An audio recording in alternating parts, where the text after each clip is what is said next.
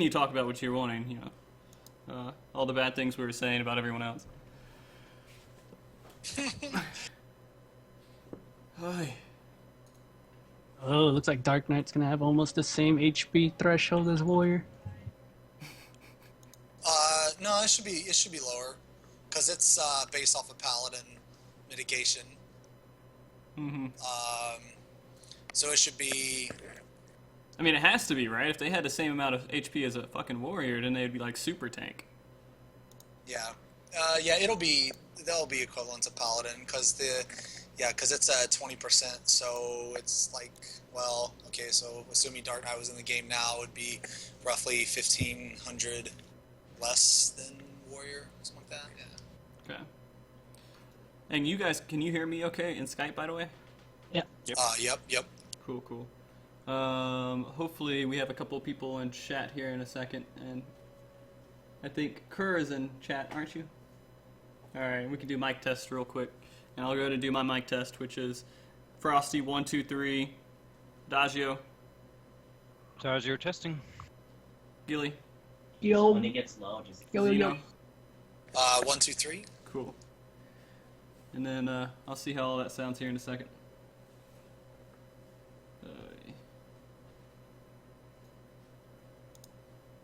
And oh man, did you ever play Crisis Core, Xeno? I did not. Oh man, you gotta play it. Yeah, That's the one on the PSP, right? Yeah. Yeah, that was a good game.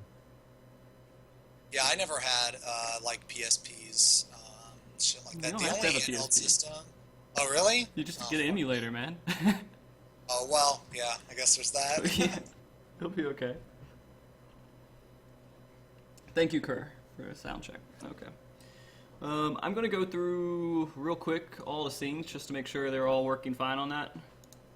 And then if we're all good on everything, so everyone can see you right now, so they can see the people on your bed, Gilly. Just kidding, they moved away. Shit, I looked. I was like, wait. There was somebody there. Alright, let's do that. Oh, no, that, yep, good. That. Go water my plants before the MogTalk. Last time they died after when I waited. Oh, in the game? Yeah. 2 mil of product gone. Damn drug dealer. Just think about Alright, slide intro. Alright, let me go back to the game because I have it in the background, but I'm going to kill the UI. Where are you at? I decided to go back to the processing plant. Cool. And I got all these windows back up. It looks good, man. We're set. We're like 13 minutes ahead of schedule. I love it. Yeah, I came over here, turned my computer. Well, my computer was on, and I saw like 3 missed calls. I was like, oh shit! You missed it. Come on, get the fuck over here. Oh, sorry. Uh, Watching Dexter with my wife. Leave me alone. Xeno looks focused on that guy.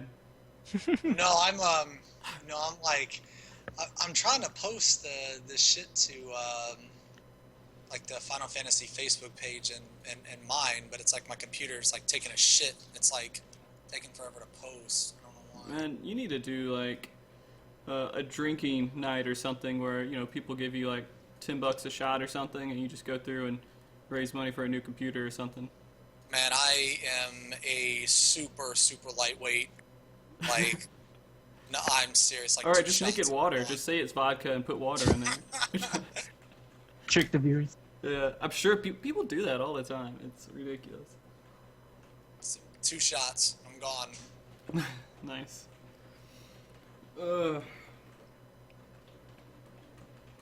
So, Xeno, just some random questions while we're sitting here waiting a little bit for the time to come.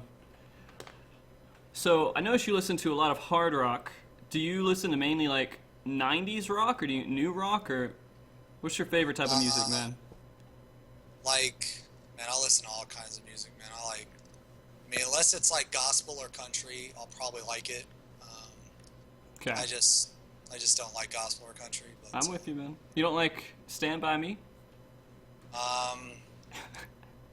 I guess that one's okay, I guess. But I think it's only okay because it's like nostalgic, you know, like Right. shit. I don't know, but Uh-huh. nah, I like yeah, like I actually play guitar, so Oh yeah. like more yeah, so like the more like rhythmic guitars are, I'll probably like it more, I guess. Are you like? Are you in a band, or were you in a band at any point?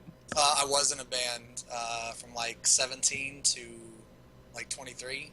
Oh yeah. Uh, and yep, and then my drummer, well, he's in prison now, so This has been a good band. that ended that. Yep. Yeah. Fair enough. So. Yeah.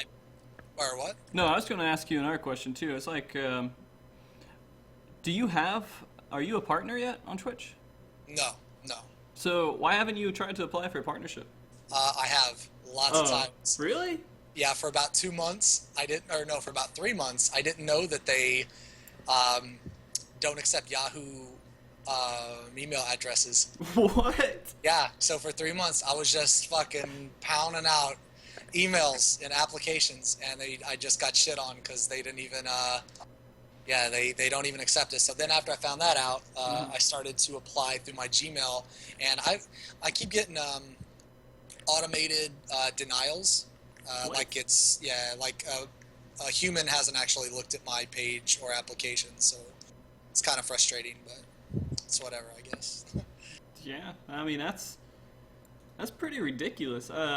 Do you know any people who work at Twitch, any Twitch admins or anything? Nope. You got to do it, man.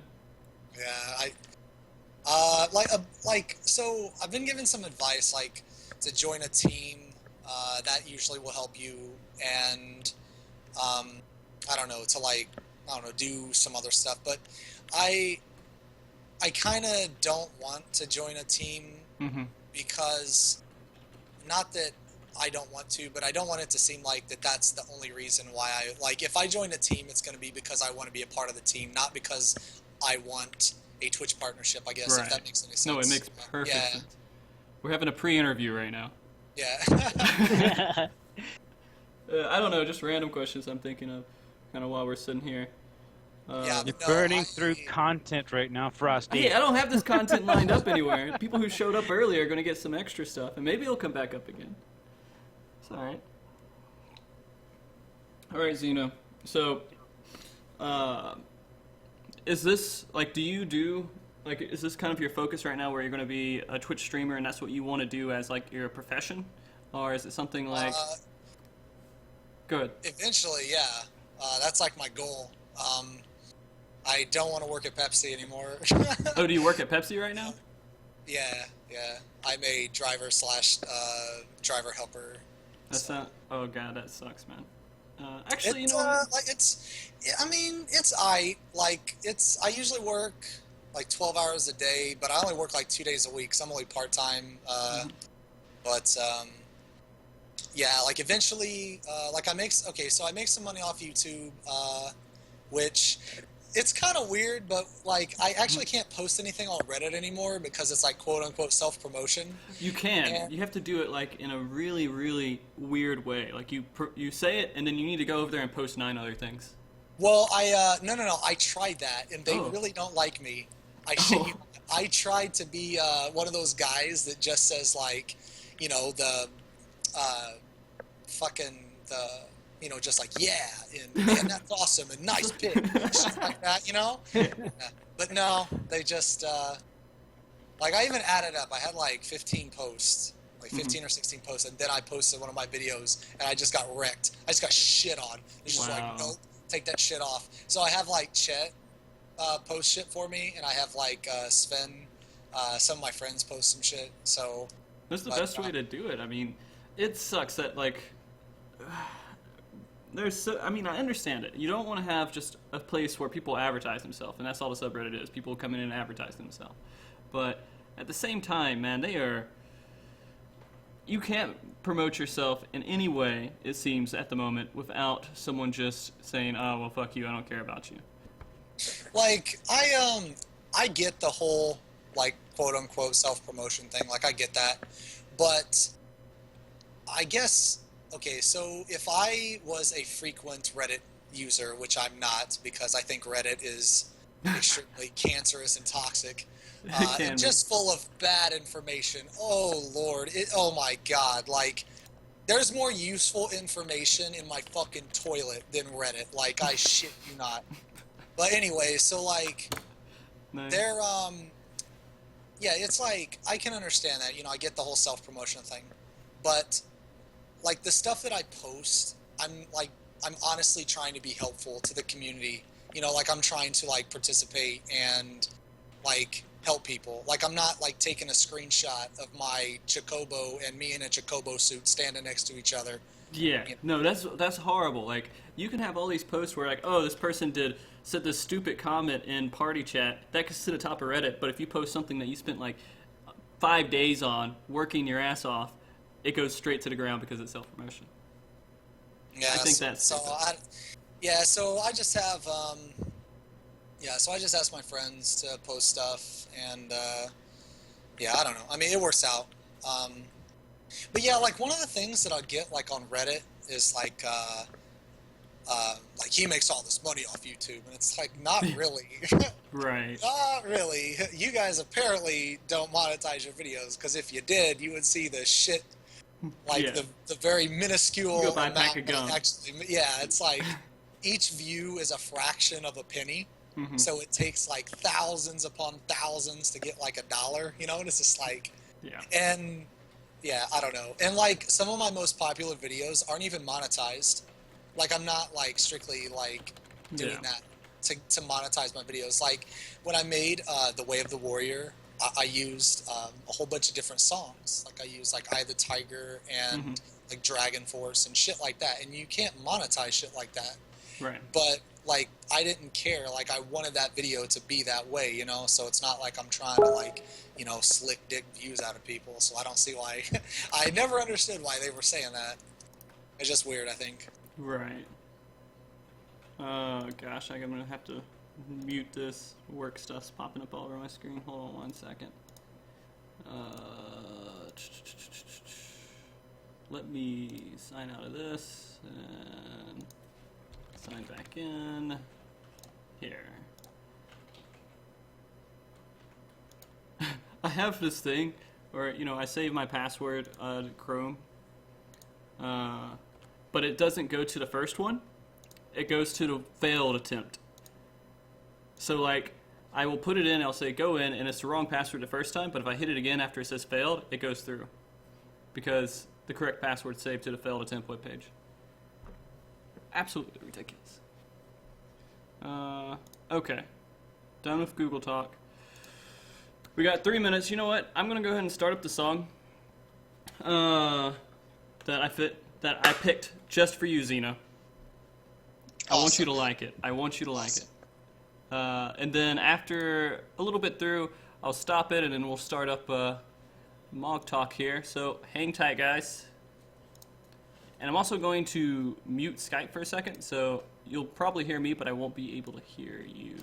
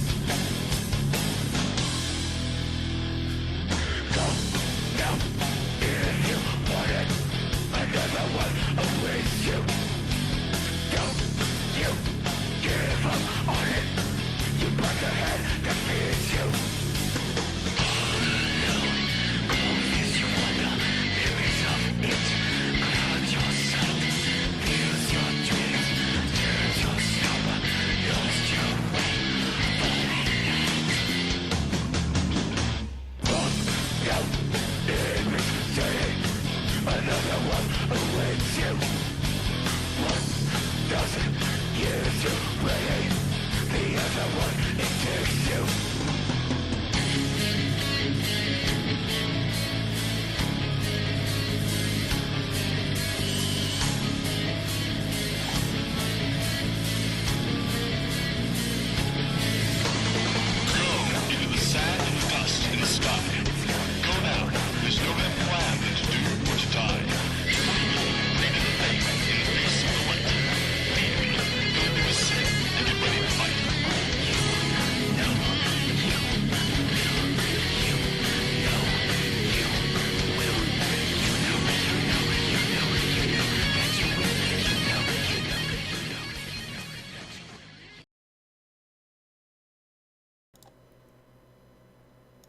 works, it may actually be really good. All right. And transition. We're transition. I'm sorry, I completely destroyed your conversation you guys are having. Oh, it's all good, dude. It's all good. It's all about Frosty. Don't worry about it. It's all about Frosty, guys. All about Frosty. No, just kidding. Up, and of course, every single time this Twitch, when I switch it over, up, and it's fixed. Easy as that. Alright, guys. Welcome to MogTalk episode 16. It is Monday, June 18th, 2015, if you did not know that.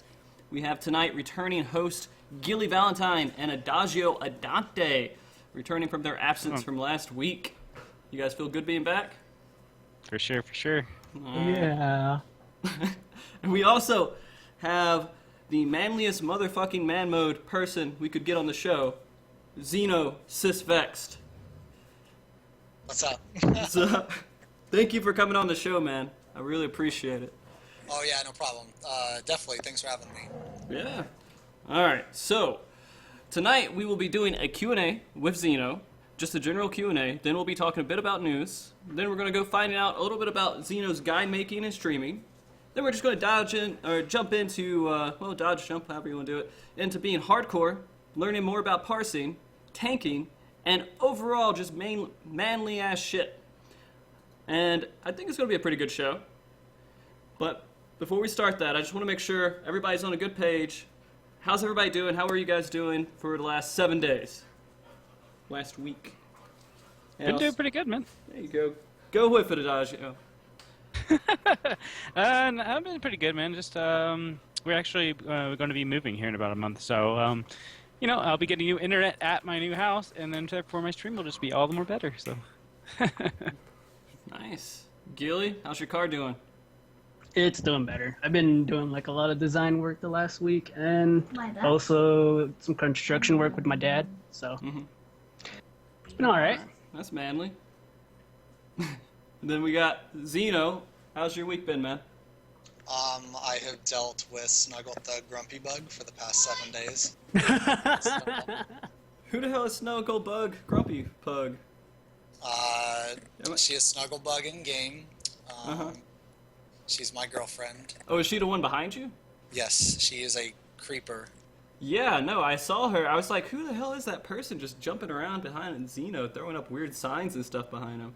Come say hi to MogTalk. Say hi. Hello?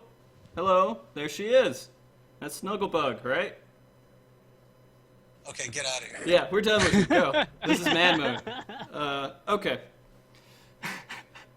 So, let me get in here and we couldn't have a new guest on here without a proper Q&A to start it off with. So, let's just jump into it and do our regular Q&A here for Mr. Xeno. So, the first thing, of course, I ask everybody is what brought you into Final Fantasy XIV and how long have you been playing Final Fantasy XIV? So my friend, Nick, who is Knight in Saconia in game, he's the bard in my main group. I'm not sure if he's switching to Machinist or not. But anyway, so he played during 1.0, during the shitter days. And I tried to play during 1.0, but it was just too bad for me. I couldn't play.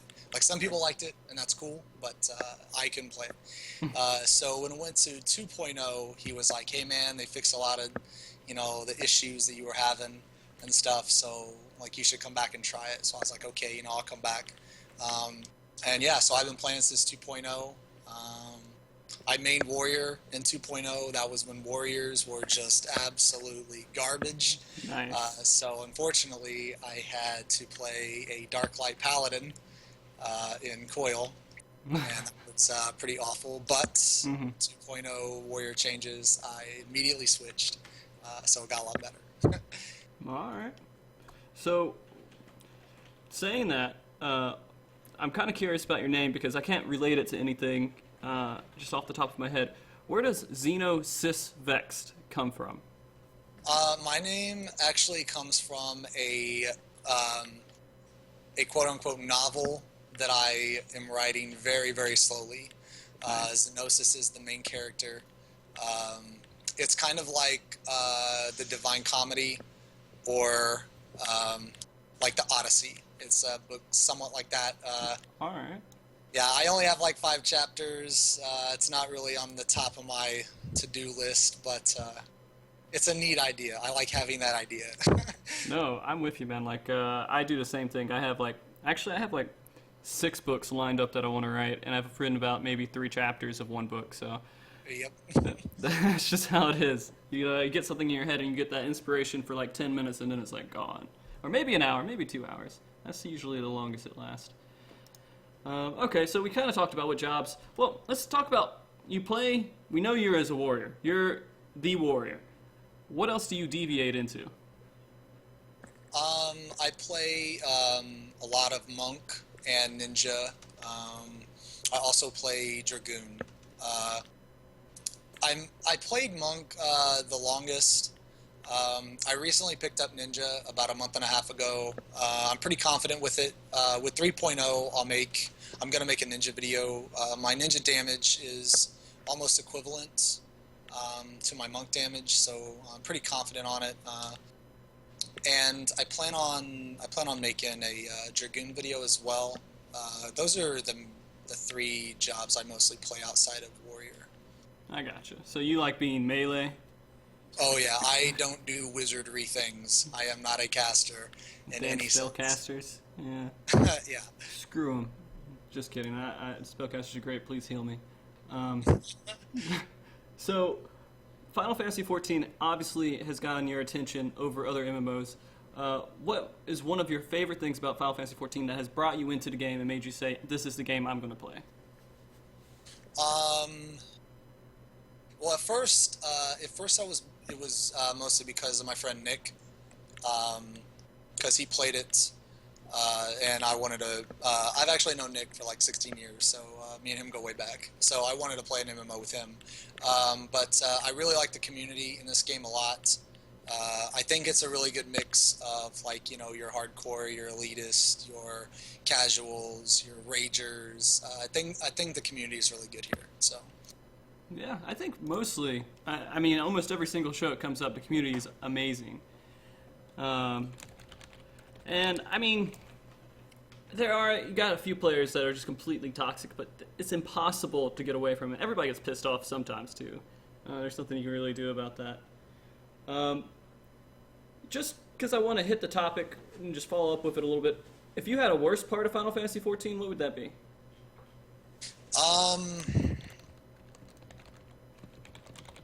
Probably the I don't know why this irritates me so much, but the whole like your 2 characters are completely separate. It really irritates me, and what I mean by that is like in Ion, for instance, you had an account warehouse, Okay. or like in Terra, you had an account bank.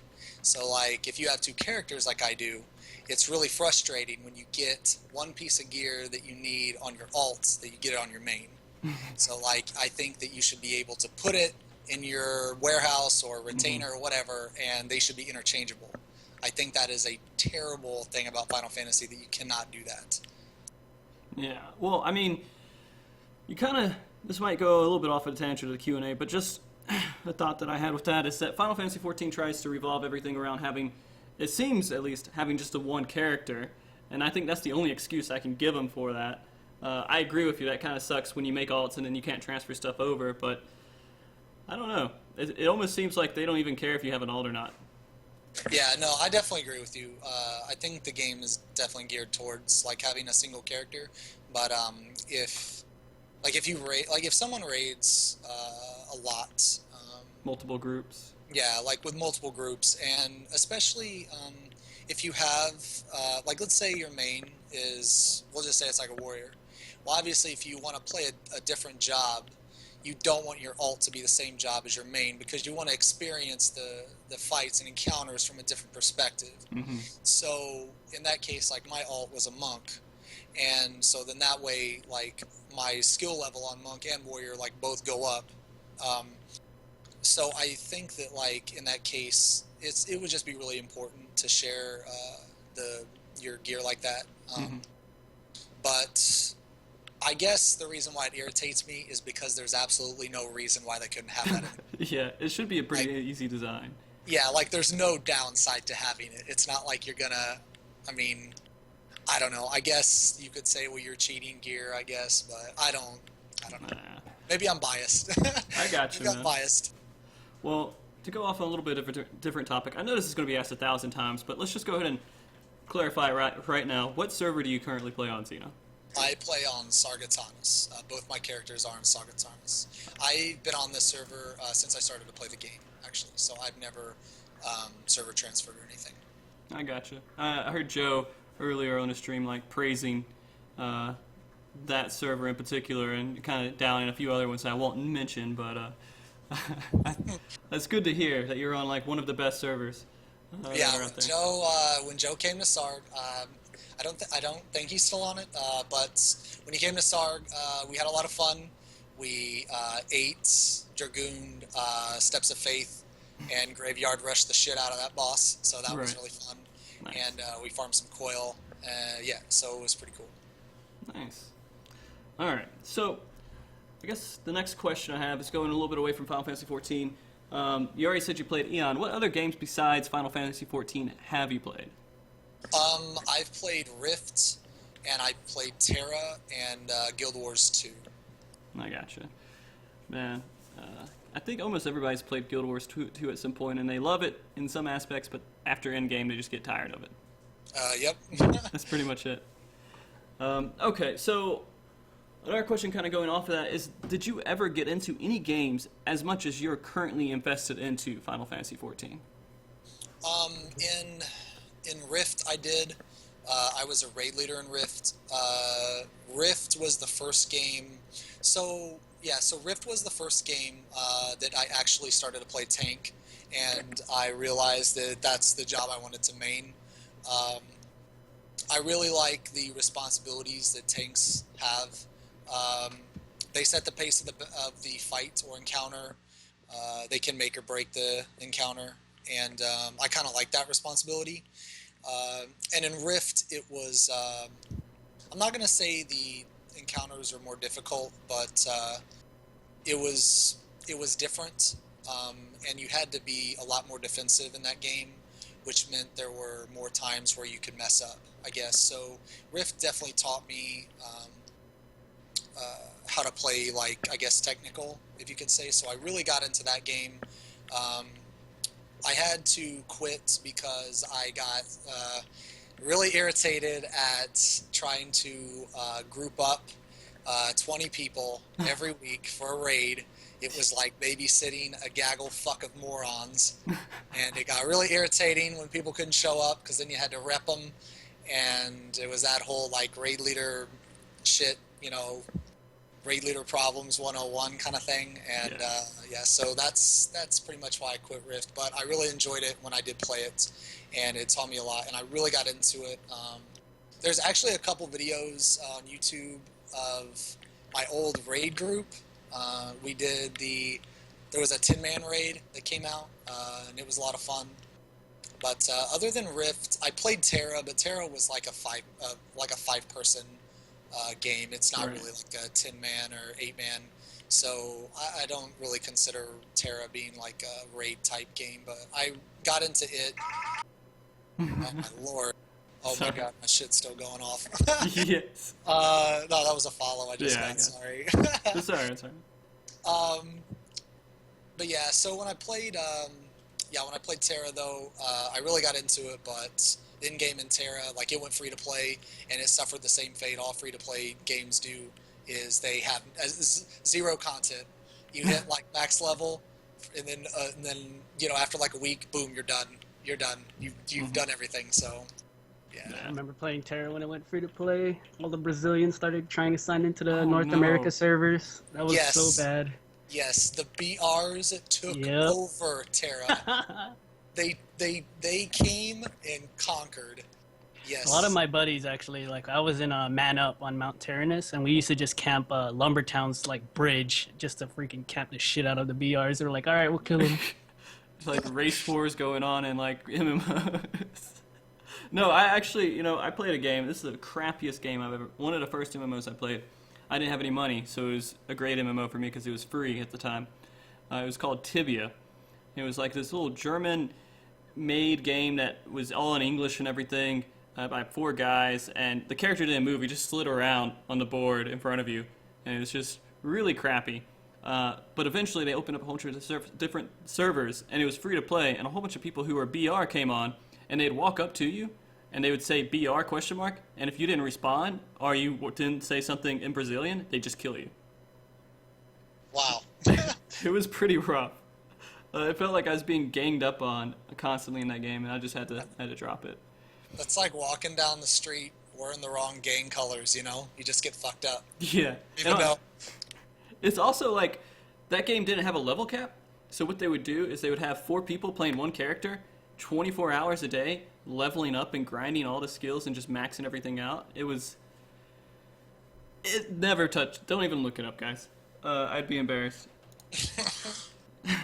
So, Gilly, did you have a question? I think you had a question here, didn't you? Oh yeah, I was wondering if you made any other guides for any other games besides Final Fantasy. I actually have not. The first video I made was around 7.5 months ago, so I actually haven't been making videos for very long. I haven't been streaming for very long either. I started streaming, I think like a month, maybe half a month after I started. I made the first video, but yeah. So yeah, my first video was my Warrior video that I made, and I think that was like 7 or 8 months ago.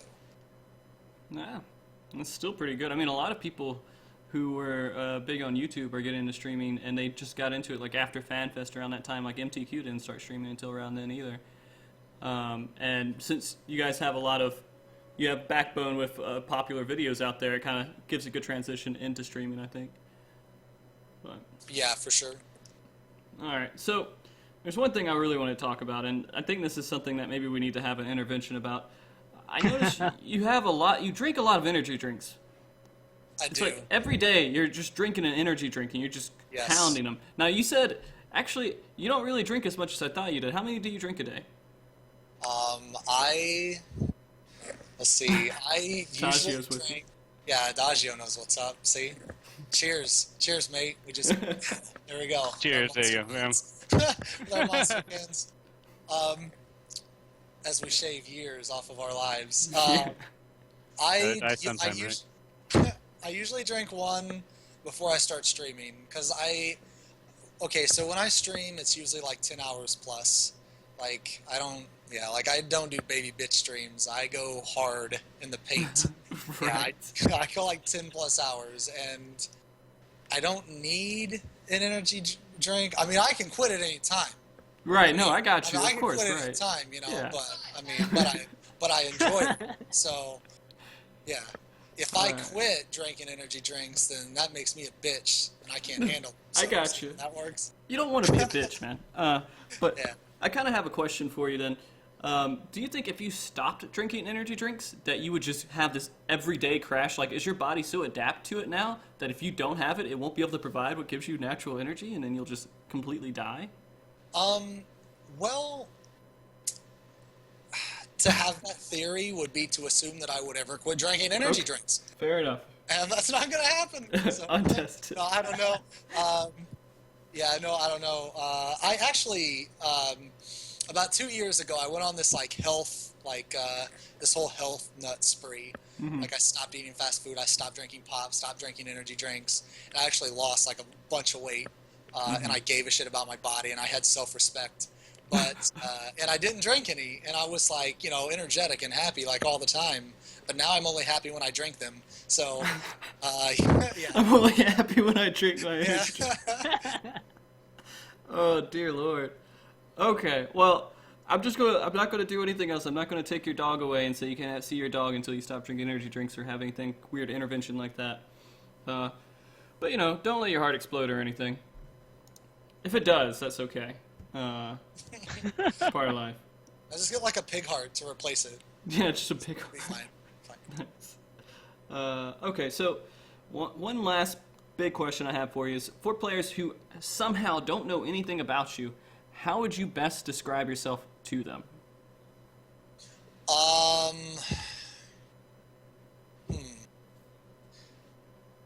I would say I'm normally a pretty chill guy. I do rage from time to time, but I think everyone rages.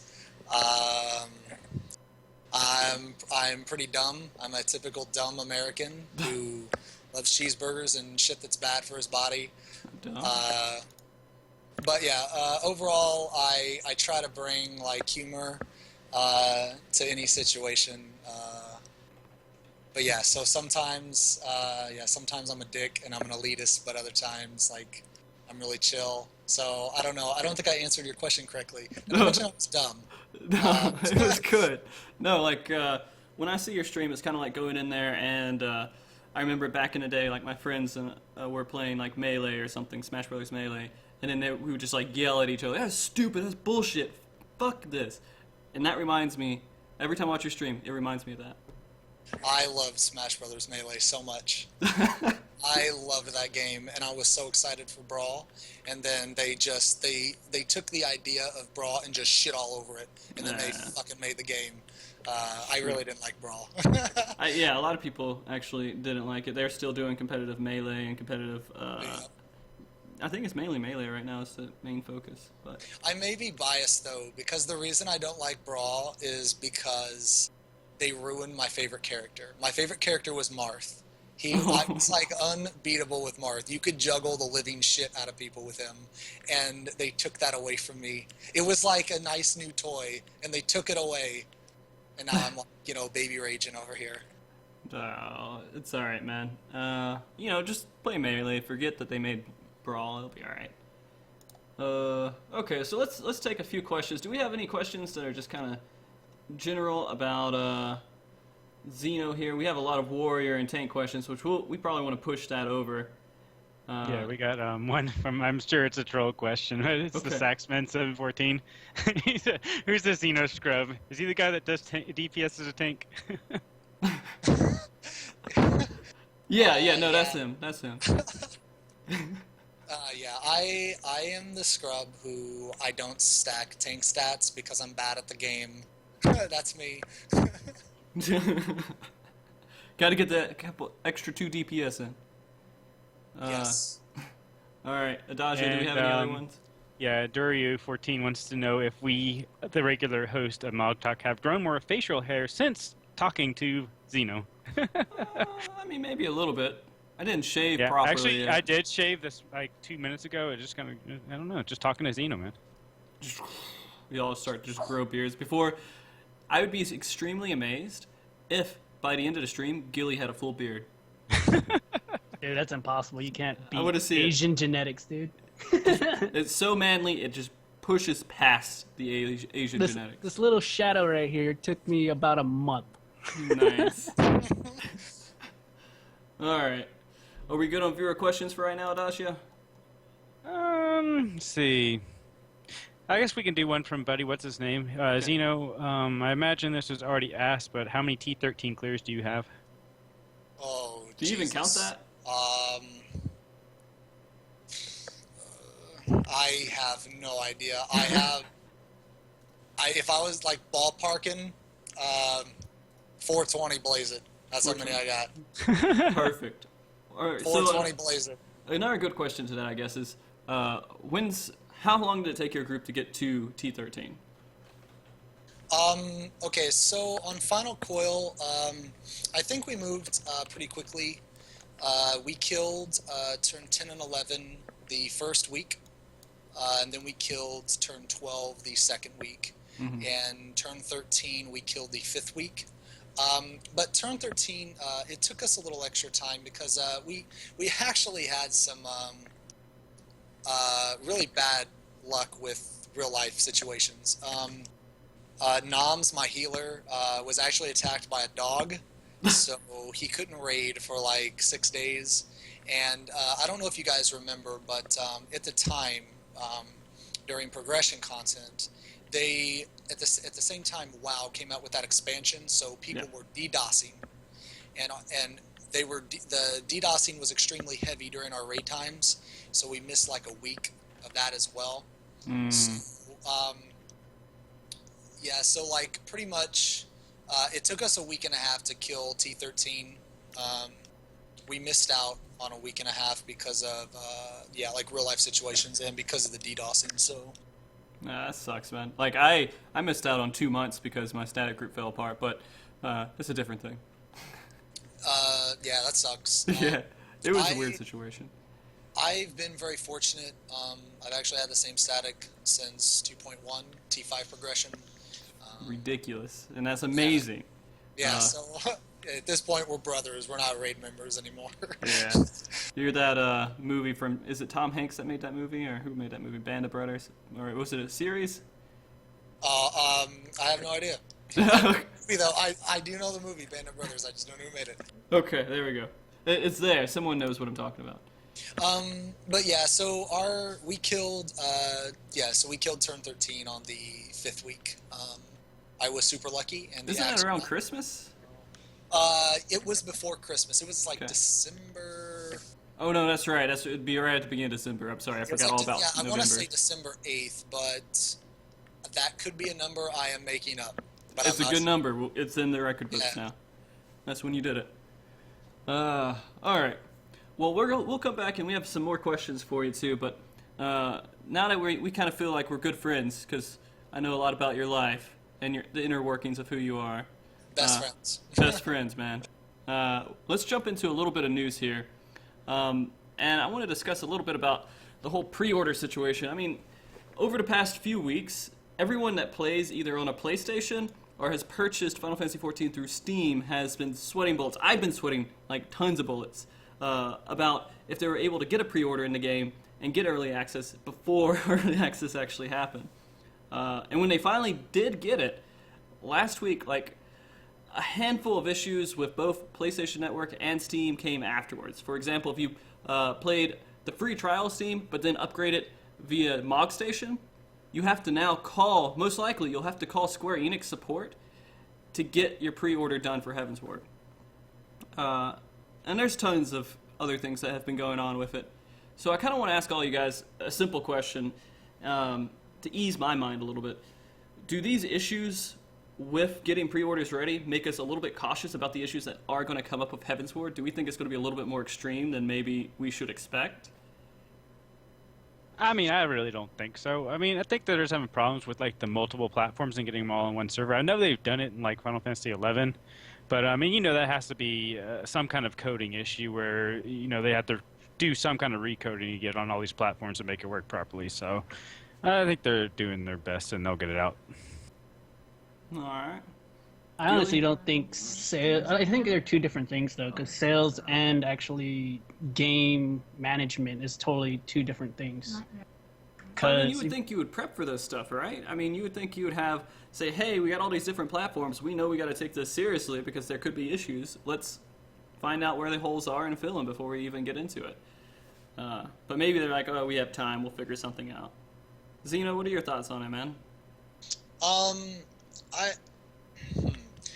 I guess I have the mentality that it's pointless to worry about it because there's nothing you can do.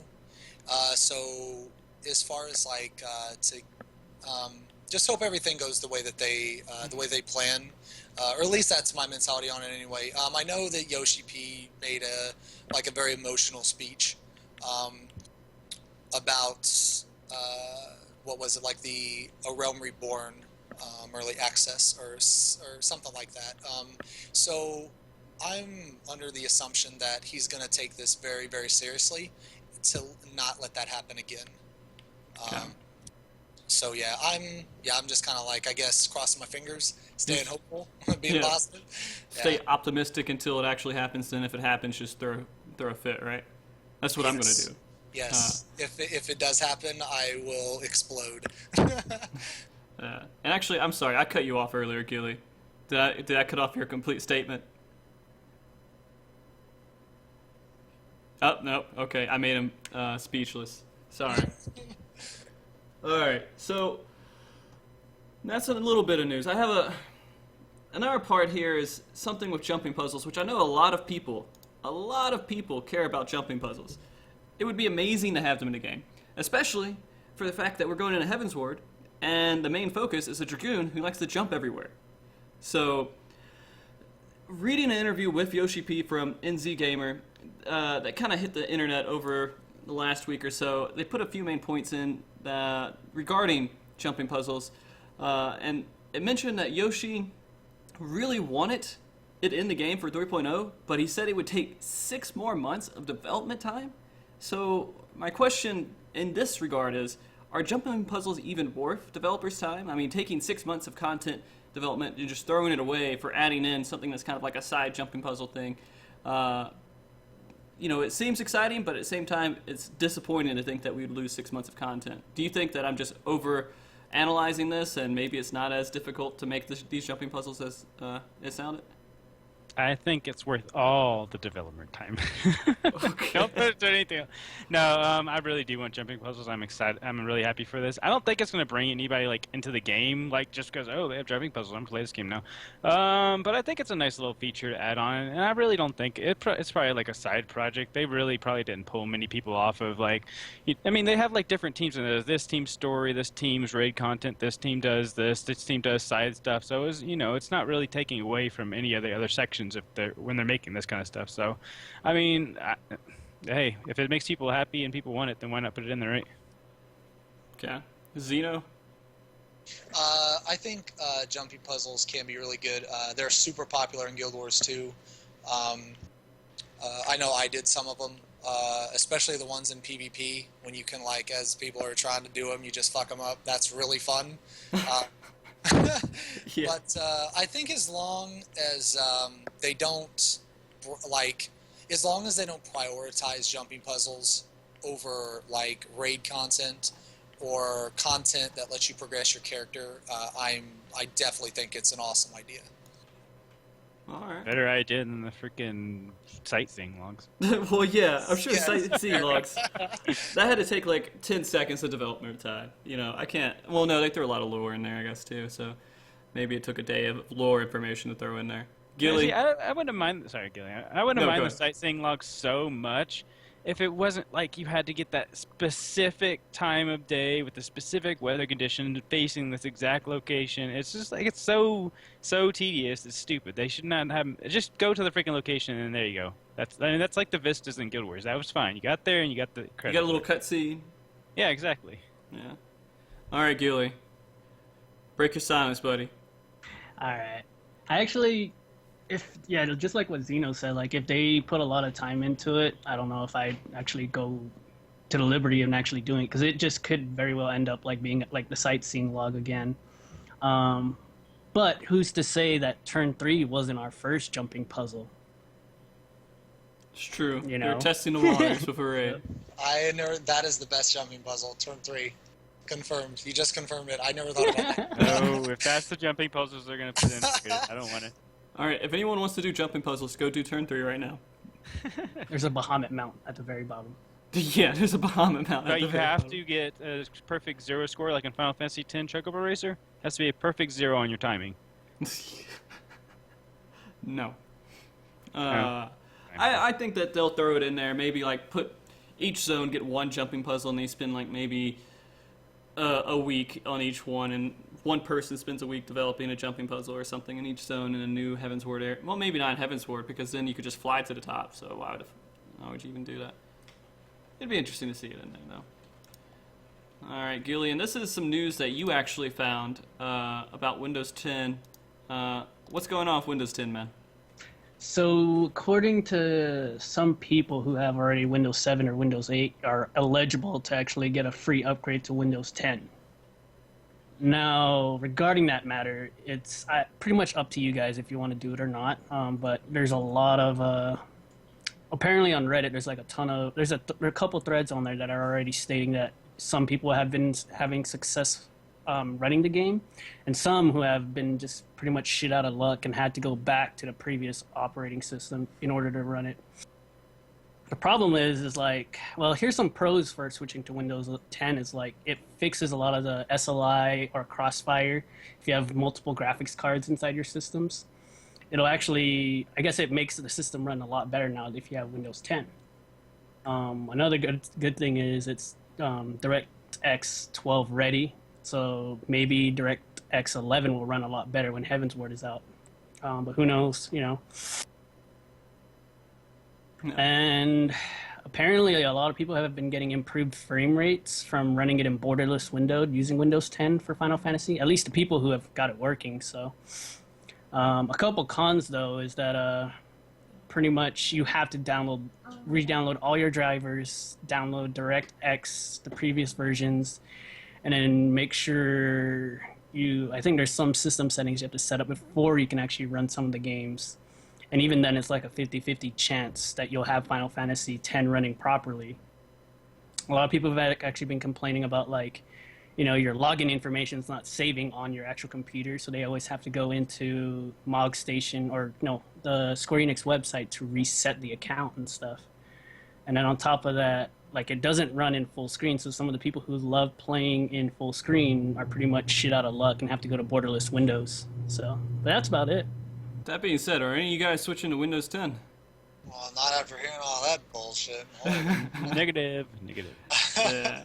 I mean, I'm not going to do it for quite a while. I usually don't switch until it's like the old version's completely outdated. I just went to Windows 8, like maybe 5 months ago.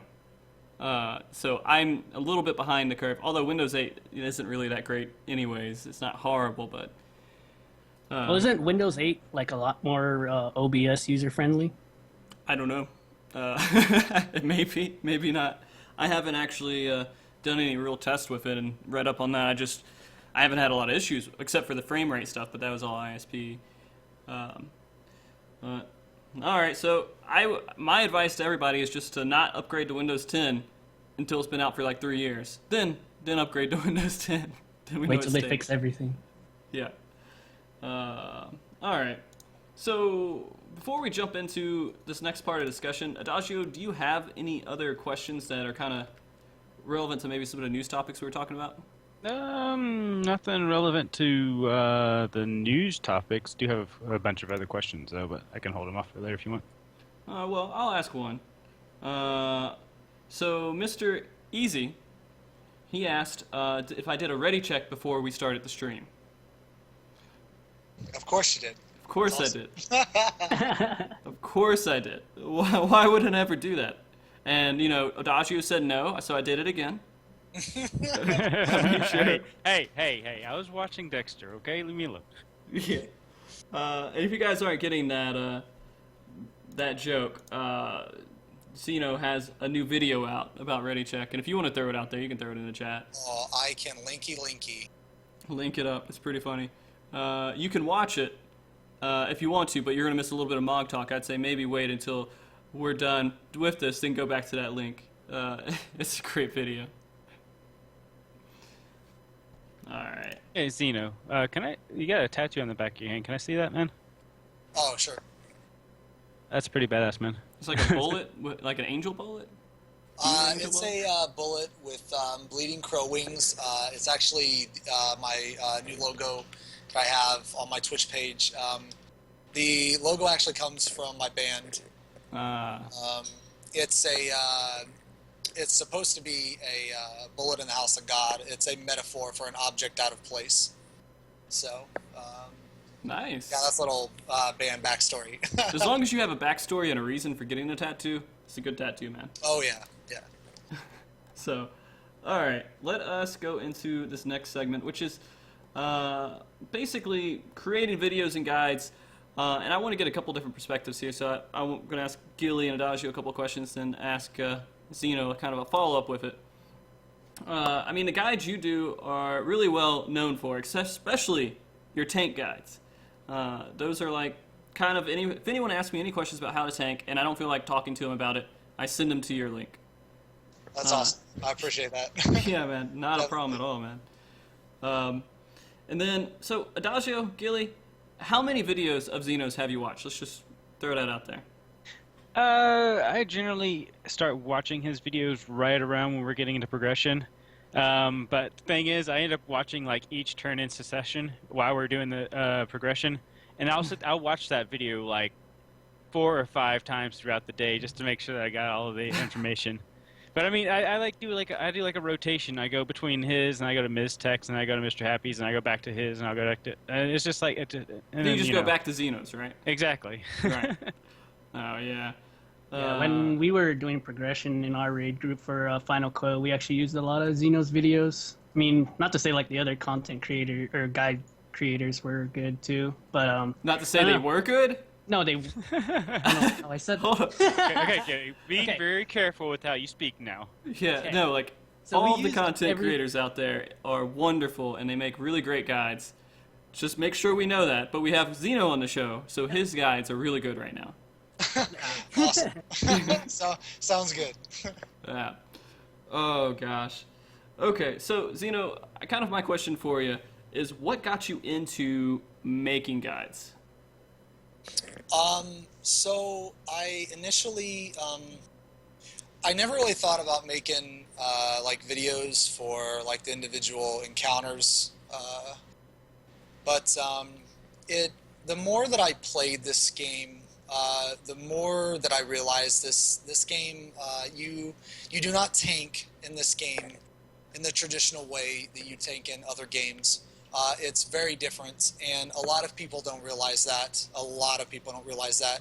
A lot of people don't realize the potential that you can do as a tank and how much damage you can deal. Tanks in this game can do a massive amount of damage, unreal, like unheard of. When I played Rift, tanks did 0 damage. When I played like Star Wars, tanks did no damage.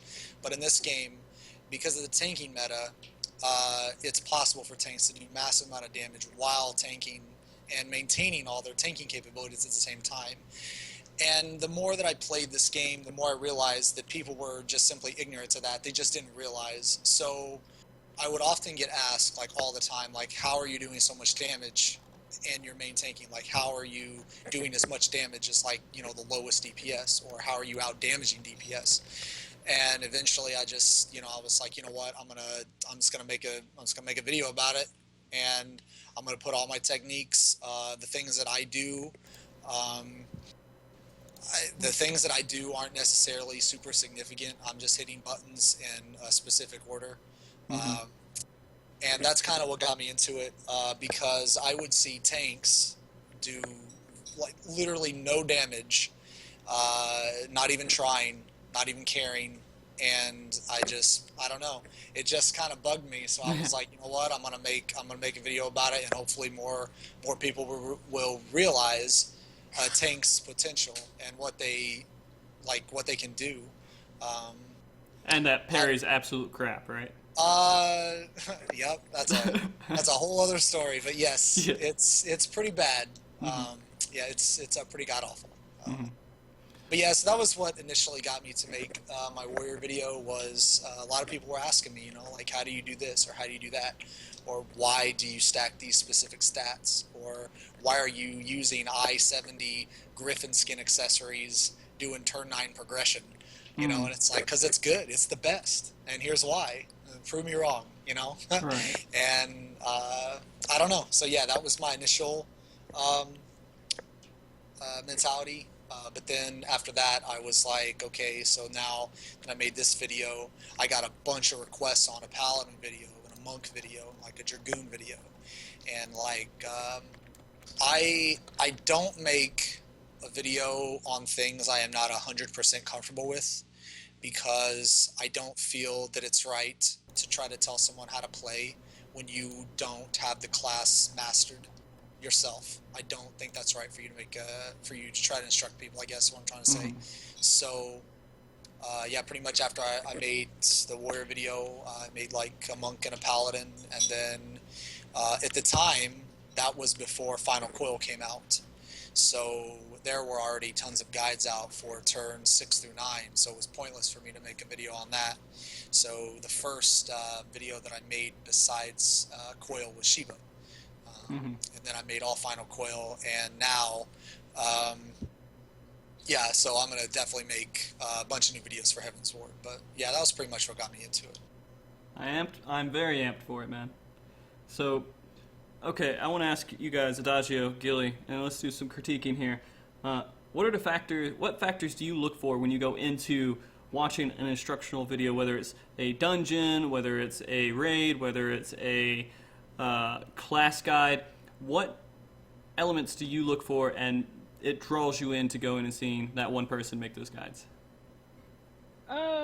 Just generally all out production to make. I mean, it has to look good, obviously. No, Right. that's not really that. That's not really that important. I mean, if they sound like they know what they're talking about, and like I go into the actual raid and I'm seeing what they are talking about, then I'm more likely to go back to their guide videos in the future because I'm like, hey, this guy obviously knows what he's doing. Because I mean, if we down the instance go based off of their plan, based off their guide, then it's like, well, shit, why not go back? You just keep going back for more. What succeeds, you don't want to change, right? Yeah. Gilly? I have actually skipped a lot of dungeon videos. Reason Well, being is yeah. because it's kind of pointless to do it just to learn it yourself. Mhm. But instructional videos like let's say rotation guides and stuff like that, and like final end game guides, those actually do help a lot. I like to compare people's strats between each other, like what they do and stuff like that. Like I watched, I think Lucrezia's video first, and they pulled Bahamut like they go forward and then pull it back behind you, like where your party is standing. And then I've seen some videos where people actually just tank him where he is and stuff like that. So I like seeing like a multiple of different strategies between them. So Do you look for like whichever strategy has the easier tank positions? no, actually, I actually have to think about my group comp because majority of it, like they're two bards and like two melee, so it's kind of difficult. We don't have a caster, Right.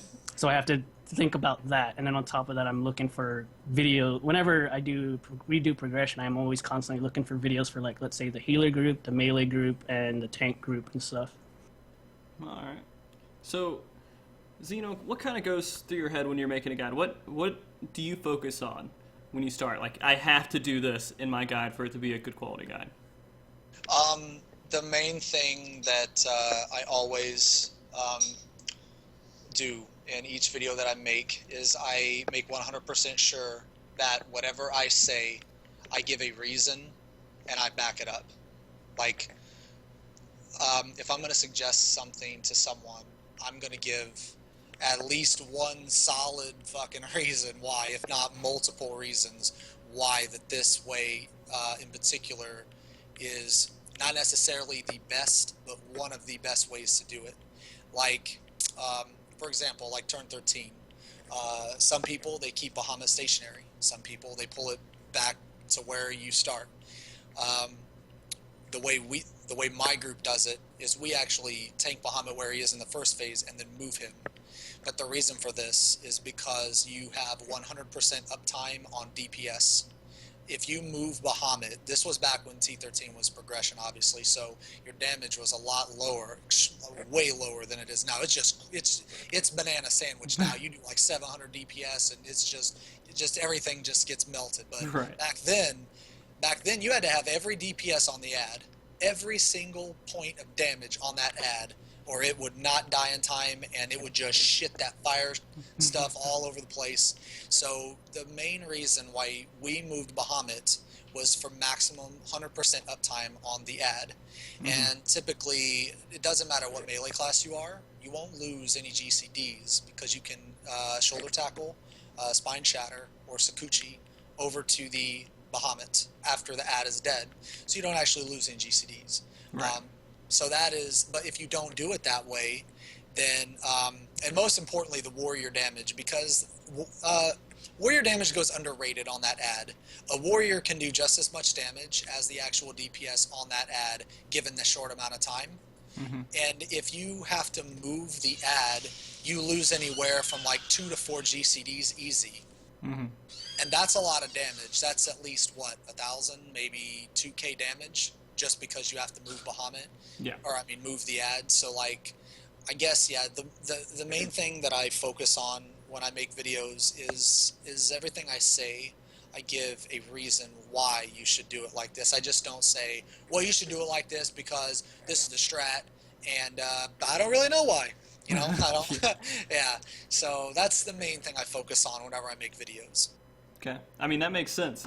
Makes people a lot more confident in what they're doing. And then when people are like, why the hell are you doing this? They'll have a reason to back it up after watching your video. And they don't have to think about why they're doing stuff because they know they're doing the right thing. So, props for that, man. How much time does it take you to make an average, let's say your T10 video? How long did that take? I suck at making videos. Actually, like, I have a massive stutter problem, and when I record it, oh my lord, it's not pretty when I'm trying to say certain words. So usually I have to repeat myself like 4, 5, 20 times, and sometimes I'll catch myself like getting mad at myself and going slightly crazy because when I stutter, I'm like, oh fuck, I fucked that up, you fucking moron. I'm just going off of myself. So like that takes time, but yeah. But I guess to give you like a good example, like the video I made today, it was 4 minutes. It took me 3.5 hours. All right.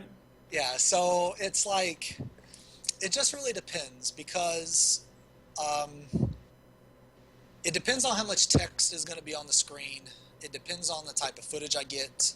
It depends on the actual mechanic. Like turn 10 actually took, I think, longer than turn 11 because there's more to turn 10 than there is turn 11. I know for turn 11, for the ad phase, I just use pictures. So that works. yeah, because like I'm dumb and I need pictures. I like picture books, you know. I don't have time to be reading all that shit. I'm too busy being dumb, you know. So I need pictures. Xeno, trust me, you're not dumb. Yeah. So yeah. So I figured I'd put a bunch of pictures in there, and, you know, simple shapes. So yeah, I think like my turn 11 took a little longer than my turn 10, but yeah, it usually takes me, I would say on average, probably, I don't know, 5 or 10 minutes, maybe an hour and a half, 2 hours, depending on how much text and stuff. So yeah. All right, that's cool. Just out of curiosity, you know, you make a mistake and you get really angry. Do you have something next to you that you can like punch, or do you have like a little stress ball or anything to kind of like take all that anger out on? No, but I think the reason why is because when I get mad, it's very short bursts, and then I forget why I'm mad, and then I ponder on it for a second, and I'm like, well, I forgot. Fuck it. I'm going mad over nothing. So yeah. Life is short. All right. So let's go in. Just out of your my curiosity for what you guys would think, Adagio, Gilly, how long did you think that it would take to make a video? I thought with you know, including like raid progression and all that stuff. Well, not raid progression, I guess, since that could take a while. I'd say probably about 4 to 6 hours, give or take. Okay. And this is just your standard like T10 video you're thinking of, right?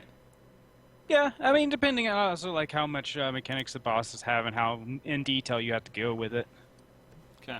Gilly, what do you think, man? I actually have an idea, but it's not, as far as games, I'd say probably like 4 to 5. I have a buddy who actually does professional videos for like car videos and stuff, and he usually spent, for like a 3-minute video or like a 1-minute trailer for a car, he actually takes about a good 2 solid weeks in order to finish one video. So if it took you 2 weeks to make a video, Xeno, would you still do it? Yes, I would. Yes, I would. Nice. All right. Well, let's see, where are we at? Okay, so we have a couple of questions, don't we, Adagio? What questions we got? Yeah, we have a decent amount of questions. We do have one from Emma here. Mr. Xeno, you gonna go Dark Knight? Oh man. I want to, but at the same time I don't. I know I will play the shit out of Dark Knight, but as far as coil progression for my raid group always takes priority. So I'm a big like team player when it comes to raiding and progression. So it depends on which comp is the best. If Dark Knight is overpowered, then we'll have 2 Dark Knights. If Dark Knight sucks, then we'll probably have a Paladin and a Warrior. If Dark Knight is really good, but it's not overpowered, I know the Paladin in my group, Chet, he's going to switch. So in that case, I'll probably stay Warrior because I highly doubt that Dark Knight will have a Storm's Eye and a Storm's Path debuff. So yeah, it's pretty much just as far as like what I play outside of coil, I know I'll definitely play it, but as far as what I main, I'm probably going to stick to Warrior. Okay, cool. Durio14 wants to know if your 24-hour stream for Heaven's Ward has been confirmed. 24, that's, man, I'm looking to go at least like at 5 least days. 35. At least 35. I mean, the other day I had a 15-hour stream or 15 and a half. I've been preparing. I've been practicing, and I think I'm ready for Heaven's Ward. Definitely ready. I know I'm going to have a 24-hour stream, so yes, that is confirmed 100%. My 24-hour stream will be spoiler-free, relatively spoiler-free. I don't have time to read. I can barely read as it is, and I ain't got time to be reading all that, so I'm going to skip every single cutscene imaginable. Imaginable. Like, my finger will be mashing the escape. You will not even get past the black screen. So if you're worried about spoilers, the only type of spoilers are going to be like the abilities, monsters, areas, stuff like that. But if you're worried about the story, no, I will skip every cutscene, I promise. Okay. What guide we do have questions we got for? A guy. I was going to throw out this troll question real quick. Sure. I'm pretty sure it's a troll question. It's from Barbarone. Question for Xeno: any advice for monks in World of Darkness? Well, in World of Darkness, one time there was a monk who told a very, very dark secret about me. He said I was the worst tank, and I'm sorry to say, but it's true. Okay. All right, I'll throw out a guide question, I guess. Cos88 says, for Xeno, I was watching your stream earlier today. Do you have any plans for the future to make a how-to guide to black maging Titan That's Extreme? a troll question. Black Mage. Oh no. I'll give you a quick Black Mage guide right now. Actually, on the spot, on the fly guide. Black Mage Vex. Here we go. Flare, just because you can. That's it. Yep. That's it. Into the guide. Just flare. Just why not? You know. We'll highlight that and put it up there and post it as Black Mage guide later on. Awesome. All right, and we got one more guide question, don't we? It was answered in the chat, I believe, but we're going to bring it up anyways. Mr. Xeno from Emma Stone, again. Can we count on you on new Alexander guides as soon as you beat it? Yes, definitely. I don't make videos on dungeons and Crystal Tower and easy shit because my videos are aimed towards in-game rating and in-game content. So for dungeons, I don't make that because I mean, I'll be honest, it's just a waste of my time. Like, the dungeons are a joke, they're a face roll, so I don't do guides on that. But I am planning on doing all Alexander normal mode videos, all hard mode videos, and obviously a warrior, dark knights, paladin, and monk video. And over the last month, I've really got into ninja, so I plan on making a ninja video as well. All right. Well, let's wrap up the guides questions real quick, and I just want to ask you, if you wanted to give someone advice for anyone wanting to get into actually making guides, what would your advice be to them? I would say if someone is going to make a video or they're interested in it, I would say make videos based on what you want to make. You should not feel obligated to make any type of video, meaning pretty much what I said earlier. Like, my videos are aimed towards in-game content. So sometimes I feel obligated to make videos on like Crystal Tower or World of Darkness and dungeons and stuff like that. But honestly, I can't bring myself to it because I don't see the point in trying to explain mechanics on content that you literally can just beat the shit out of and just DPS through and completely ignore mechanics. So that's just me personally, like, nothing against people who do make videos like that, because I do think that they're helpful. I just can't do it. Like, I won't do it. And the worst thing you could do is make a video when you don't want to, because it will turn out very bad. The advice or whatever that you give on those videos won't be the best, and it'll show like in your craftsmanship. Like, you'll have really bad craftsmanship. So I would say if you're interested in making videos, make the videos on things that you want to make, not that you feel obligated to make. That's some sage advice, man. Do what you want to do. Do what you want to do. Don't go out there. Same thing with, I guess, playing video games. If you enjoyed a game, play the game. If you don't enjoy it, don't play it. Yes, definitely. All right. I want to talk to you a little bit about your streaming, because you're kind of a, I would say, almost a unique streamer. I got a really good picture from you earlier doing Titan, and I'll just, you'll see it here in just a little bit. So, because you're one of the top Final Fantasy 14 streamers right now, I want to know a lot of different things about you. First, what got you into streaming? Pretty much the same thing that got me into making videos, actually. I would get asked a lot, like, you know, like, I always run a parser, obviously. I will always run a parser. I load the parser up before I load Final Fantasy up, so I, like, when I see other people's damage or when they see mine, like, I usually get asked, you know, like, how do you do this much X amount of damage, or like on like Monk, how do you do this, or on Warrior, how do you do this? So it was kind of like I started streaming so people could see, because I enjoy watching other people's streams, especially people who stream with a parser. I actually don't see that very often. It's very rare. And that's actually the first thing I look for. I don't know what that says about my character, but I like to compare like my rotations and the things I do, like the little things I do, to other people. Like, because if I see something that I think is weird, I'm like, man, why did they do that? Like, are they just dumb, or is that some kind of like secret tech shit that I don't know? And then I'll try it, and I'll either be like, wow, that guy's an idiot, or wow, that's amazing. Why didn't I think of this? So like with that mentality, I kind of want people to do the same to me. Like, as they're playing like Warrior or Ninja or whatever, and they're seeing like me play one of those jobs, maybe that I do something that they don't do, or they didn't think of, and like vice versa. So like, chances are, if you have a parser, I will always watch you stream. Really? Always, yes. Oh gosh.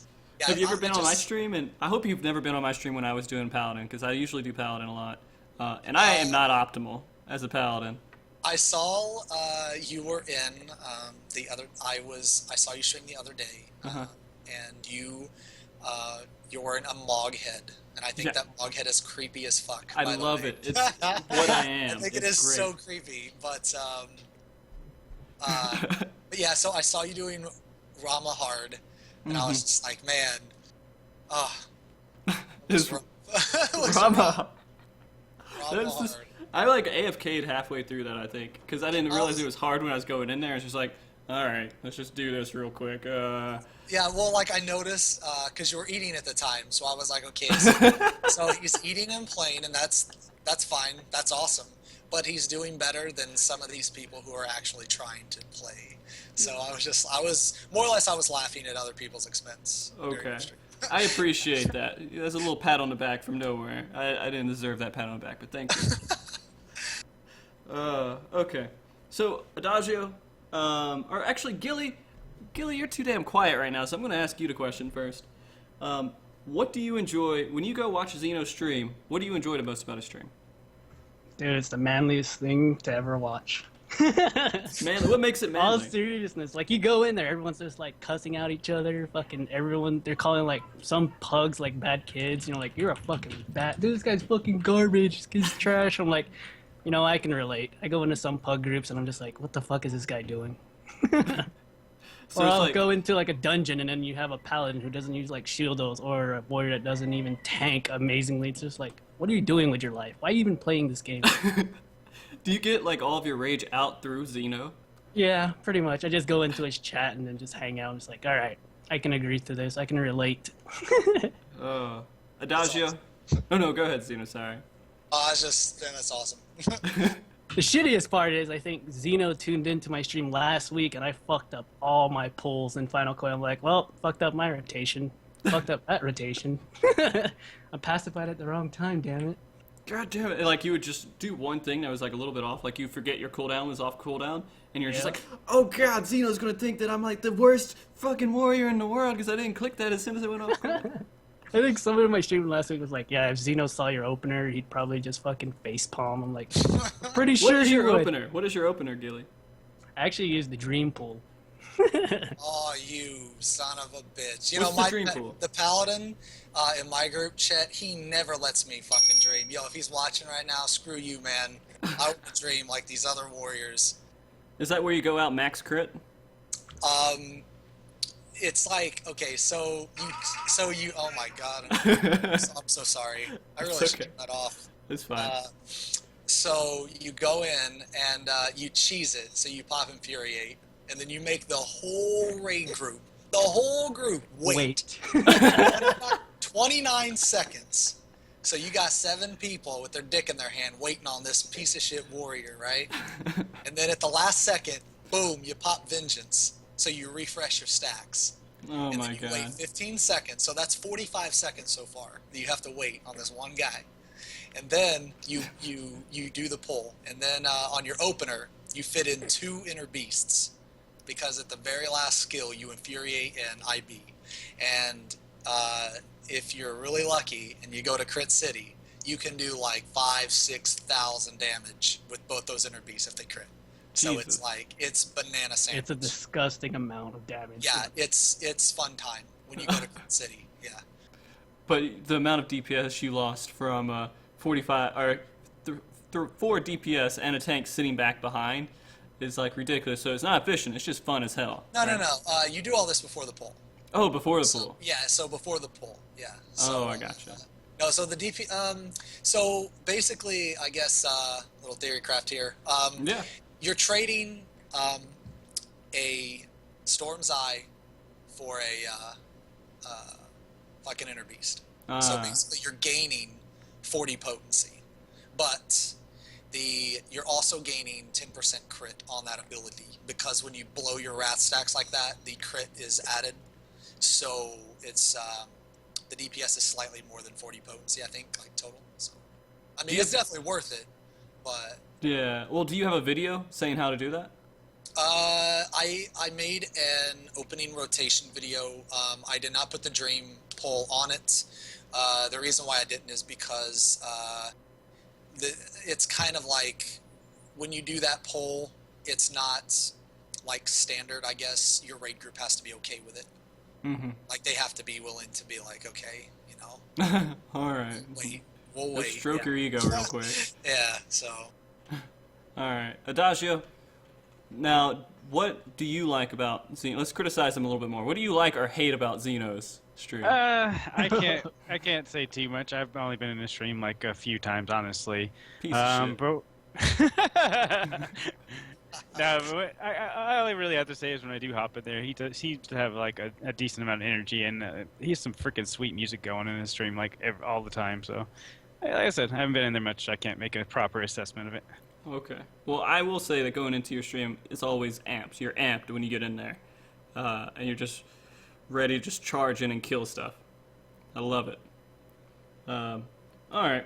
So, in your theory, Xeno, what is the best way to provide a quality stream that people want to actually come and see? Do you even think about it, or you just go in there and you're just like, fuck it, I'm just going to be myself? I think I don't really have like any theories or anything like that. I do have a very very particular mentality on it. So I think as a streamer, no matter what you do, you're never gonna get everyone to like you. You're gonna have haters. You're gonna have people that come in there and make stupid fucking Twitch accounts. You know, Xeno likes cock is just followed. You know, shit like that. You're gonna have it. Right. But I think that you need to embrace those people, because those are the people that are giving you just as much attention as the people that enjoy your stream. Mm-hmm. And I think that as a streamer, you should have the mentality to be yourself. Because one thing I've noticed about other streamers, like just not Final Fantasy, like this is just Twitch in general, is that a streamer will have an online personality and an offline personality. And I strive to not have that. I am me like all the time, 100%. You can ask my raid group, the people like, you know, outside of my raid group. I am the same person on stream as I am off stream. Like, the things that go on my stream is 100% real. I have messed up and caused wipes so many times. I've embarrassed myself. I've looked like an ass. I've raged out like a little kid, you know. And Break your keyboard. Yes. So I strive to maintain that, because I think that if I don't like the fakeness that sometimes I'll see on Twitch, where they'll have a certain personality because they're on camera, but they'll have a completely different personality when they're off camera. I don't like that. So that's why I like, for my sell runs, like when we sell coil runs, like I stream that, and I don't give a shit if the buyer wants it or not. I don't care. It's what I'm doing at the time. If I'm on stream, then they are too. And it's just like, I try to keep it real 100% of the time, because a lot of people that don't do that kind of stuff, like some people, they don't sell. They think it's, you know, immoral or whatever. It's like, man, get the fuck out of here with that. But but like, for some reason, like, people, they don't do that, and that's fine. But like, at the same time, it's like, when people watch my stream during those certain parts, they get a view from what they're not used to. So they see it from the other side, kind of. They can see, like, I guess, like, going into the final coil and selling turns, or like collecting money, or you know, just like a whole bunch of stuff like that. Like, some people, they don't stream that kind of stuff, or some people, when they mess up, they turn their stream off.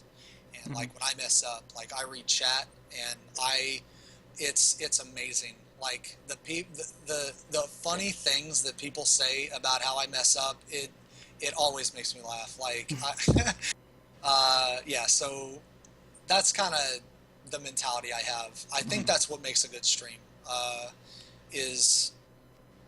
I think that's what makes a good stream, is to just keep it real, like, all the time. There's no fake, you know, behind the scenes bullshit going on.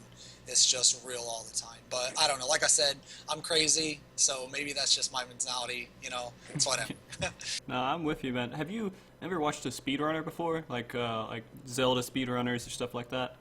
Yes, I really enjoy that kind of stuff. I love that stuff. And just a reminder to everyone, this is completely off topic. They're having Summer Games Done Quick in the beginning of next month. I'm going to be watching all of that. But anyways, my favorite thing is watching them, and then if they mess up on like a glitch or something, they're just like, fuck it, and just throw stuff and turn the console off and walk away and turn off their stream. I actually like that every once in a while. Yes. Yeah. It's so ridiculous. It's like when people tune into NASCAR. People don't watch it for the race. They're Watch just it for waiting the for- wrecks. Yeah. Gilly, did you have a question on this? About Xeno streaming? Oh yeah, like, how do you actually bring yourself to stay up that long, you know? Do you eat in your stream as you're streaming, or do you just, like, say, fuck it, I'm just gonna eat all at once and then start streaming and then starve myself until the end? No, I eat on stream. I'm like, you know what? I'm gonna feed my fat fucking face, and if you don't like it, you know what? You can fucking not watch. But I'm gonna eat this piece of pizza. It's going in my face. Kind of thing. Like, yeah. So I'm with you, man. Originally, when I first started to stream, I remember my very first viewer. He's a pretty good friend of mine. I've never met him in real life, but his in-game name is Natsu Dragonslayer, and he was my very first viewer. And I remember he was telling his friends about my stream and stuff, and then he came in, or his friends came in, and then I had like 10 viewers, and I was like, oh man, I gotta keep going. Maybe I'll get 12. And I got 12, and I'm like, oh man, maybe I'll get 13. I had like 20, and I'm like, holy fucking shit. Like, you know, and then I had 30, and then like, I'm like, oh man, I can't stop streaming now. I got 30. I may hit like 37 or some shit, and then like I hit 40, and I'm like, oh man, I just gotta, you can't stop this fucking train, you know? Yeah. So like, eventually, I mean, like, at the beginning, it was just like, I can't stop streaming because I want like to get my viewer count up, you know? And then eventually, I guess I just became adapted to it or something. I think I like evolved like some weird dinosaur, a weird streaming dinosaur evolving Twitch streamer. I have no idea. But now it's just like, yeah, but now it's like, now I can go like 10 hours easy. I'm just like, whatever, fuck it, you know. Just I got my monster here, you know. Cheers, you know. What's up? And yeah, and I eat on stream, and so yeah, that was how it originally started. But now So I you can don't have just, like break screens or anything? You just run with it? I do have an AFK screen, and Yeah, and speaking of, the Saxman wants us to ask you about your legendary AFK screen. my AFK screen, I was like, you know what, I gotta go AFK, but I just don't want to leave my computer. Like, I just don't want to not be there, you know, because it's kind of weird, you know, when you like get up, you know, and like you have like 200 people, they're watching you in your empty chair, and you're just like, that's kind of weird. I don't know, you know. So you put up the AFK screen, and I actually drew my AFK screen before I went AFK, and for some reason it turned out to be a Chinese man. I have no idea why. I have no idea why. He has a beard and like one of those fucking samurai hats, and so that started. And then I really like owlbears, like from D&D. Yeah, super nerd. Not sure if you guys know what an owlbear is, but it's a bear that has... Yeah, okay, all right, yeah, so it's an owlbear, right? So, like, I fucking love owlbears, so boom, put an owlbear in there. And then I was like, man, you know what? Like, Cloud was, like, one of my favorite Final Fantasy characters, so boom, I'll put the Buster Sword behind the owlbear. That's, like, two badass things back to back, you know? So now that part of the AFK screen is, like, just full of this awesomeness going on, you know? You can't even contain it. And then we were on stream, and Banos, which is the sax man, he said that he didn't like banana bread, and the whole mumble and stream like lit up. They were like, this guy's a moron. How can you not like banana bread? It's pretty stupid. That's not liking something that's amazing, you know? Right. So like, boom, I put banana bread on there, and I have it in the owlbear's hand. So he's eating the banana bread. So it's like, and then I have a Viking ship, because Vikings are badass, you know? It's a space Viking ship, you know? Space Vikings are like an upgraded version of Vikings because they're in space and shit. So I got the space Viking ship, and then I got a salt truck because Snuggle was being salty one day.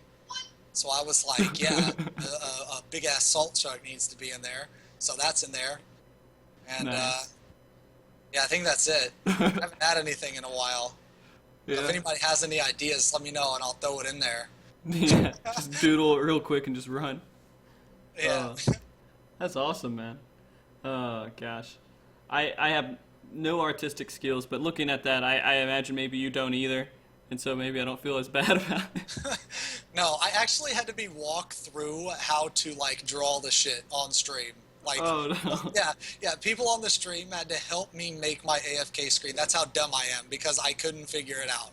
Oh, Jesus Christ, we're going to have like a self-esteem intervention with you or something, man. Alright, so I also want to ask you what you think about, you know, maybe the other Final Fantasy XIV streamers out there and the overall Final Fantasy XIV Twitch community.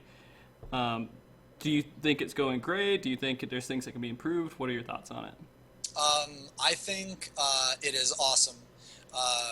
I think it's badass. I have been rated by Joe and Mr. Happy and Raze, and I greatly appreciate that. I have rated Raze and Mr. Happy and Joe. Maybe I should have chosen You're in like this little trio. Describe that. Okay. I have rated their stream. Yeah. But no, I think it's awesome. I try to tune into their streams when I can. I mean, you obviously check out other people's streams, right?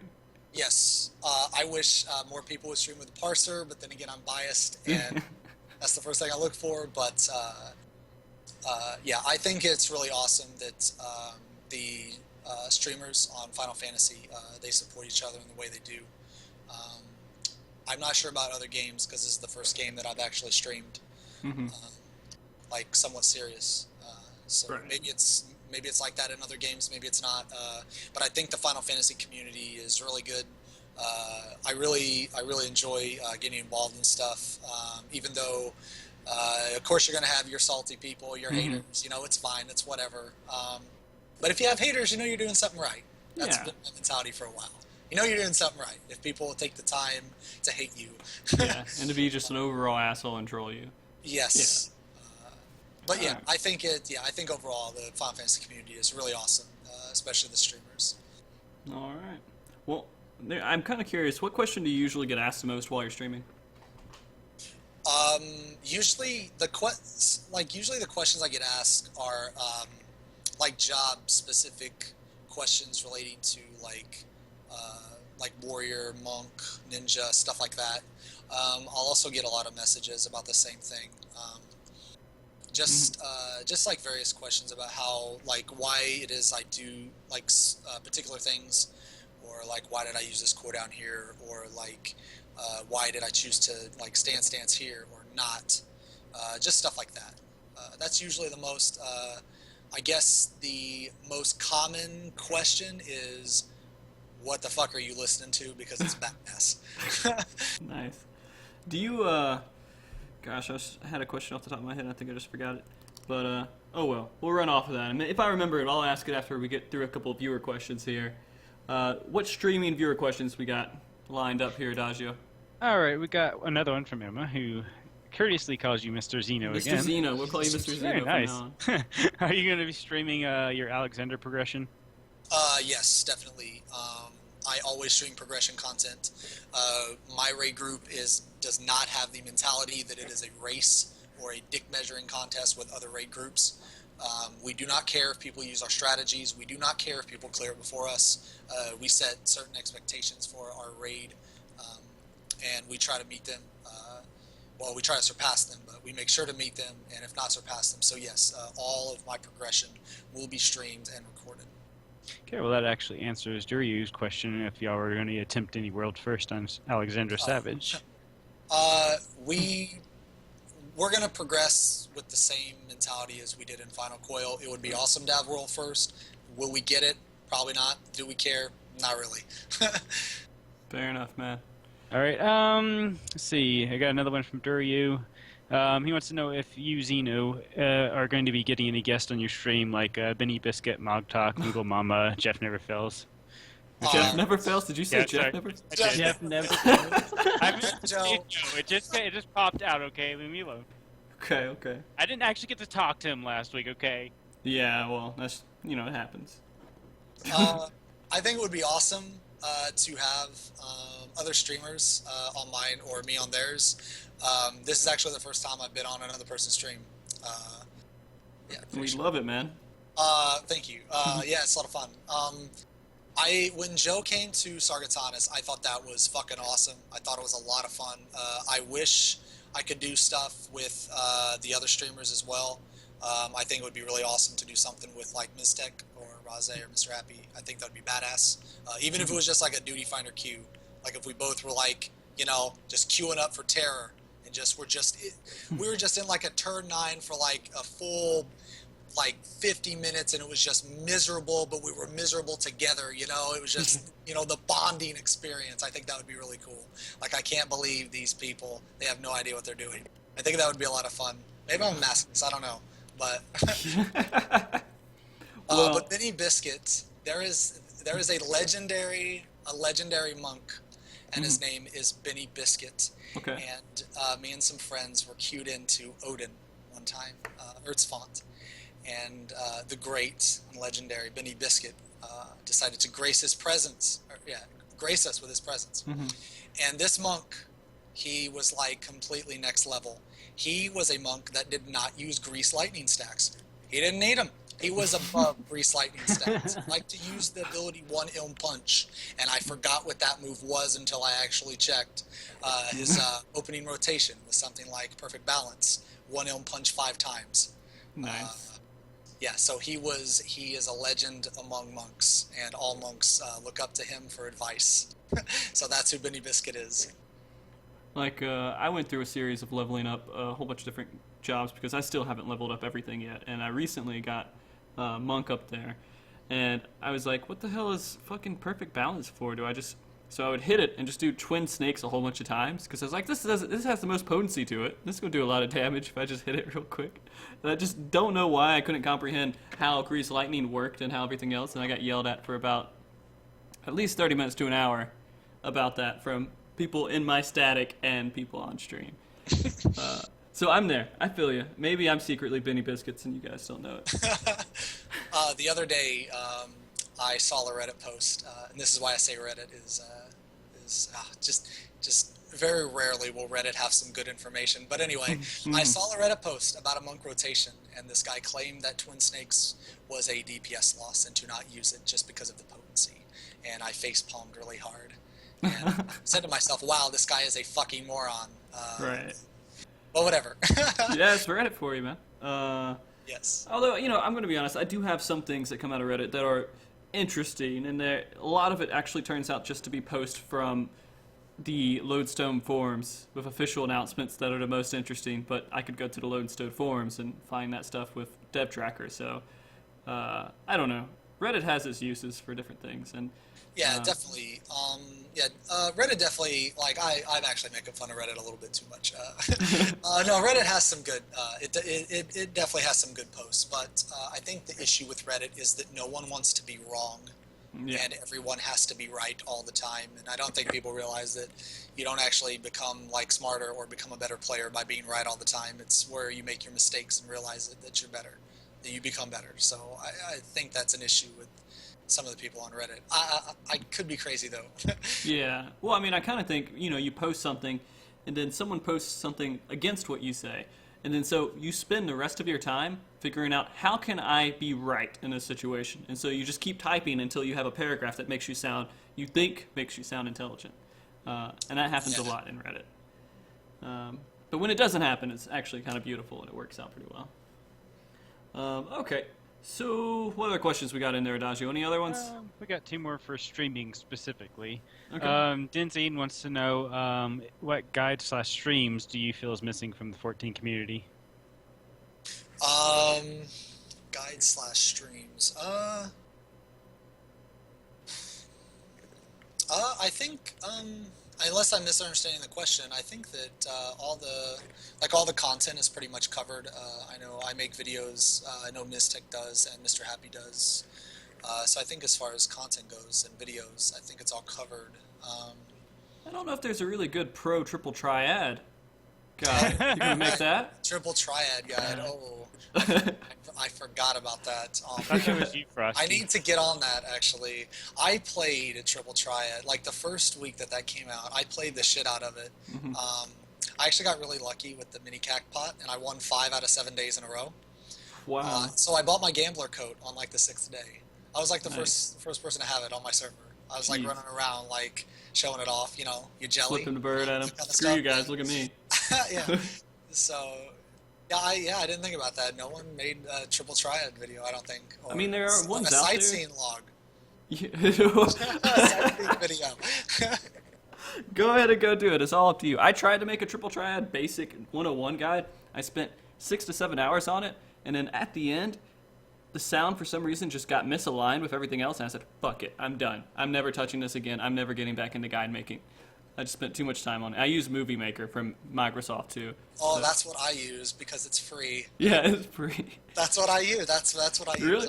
Yeah, I use Wow. Movie Maker and I use Lightworks, but Lightworks is way too complicated for my primitive brain. So my experience is very limited on Lightworks.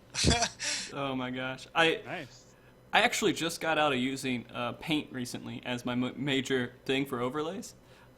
And my girlfriend Kuroa, who's in the chat here, showed me the way of a cheap version of Photoshop, which is called GIMP.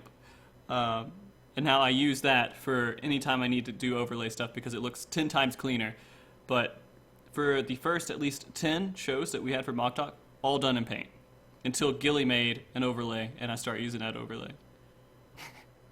It's so bad. But I'm an MS Paint Pro. It's okay.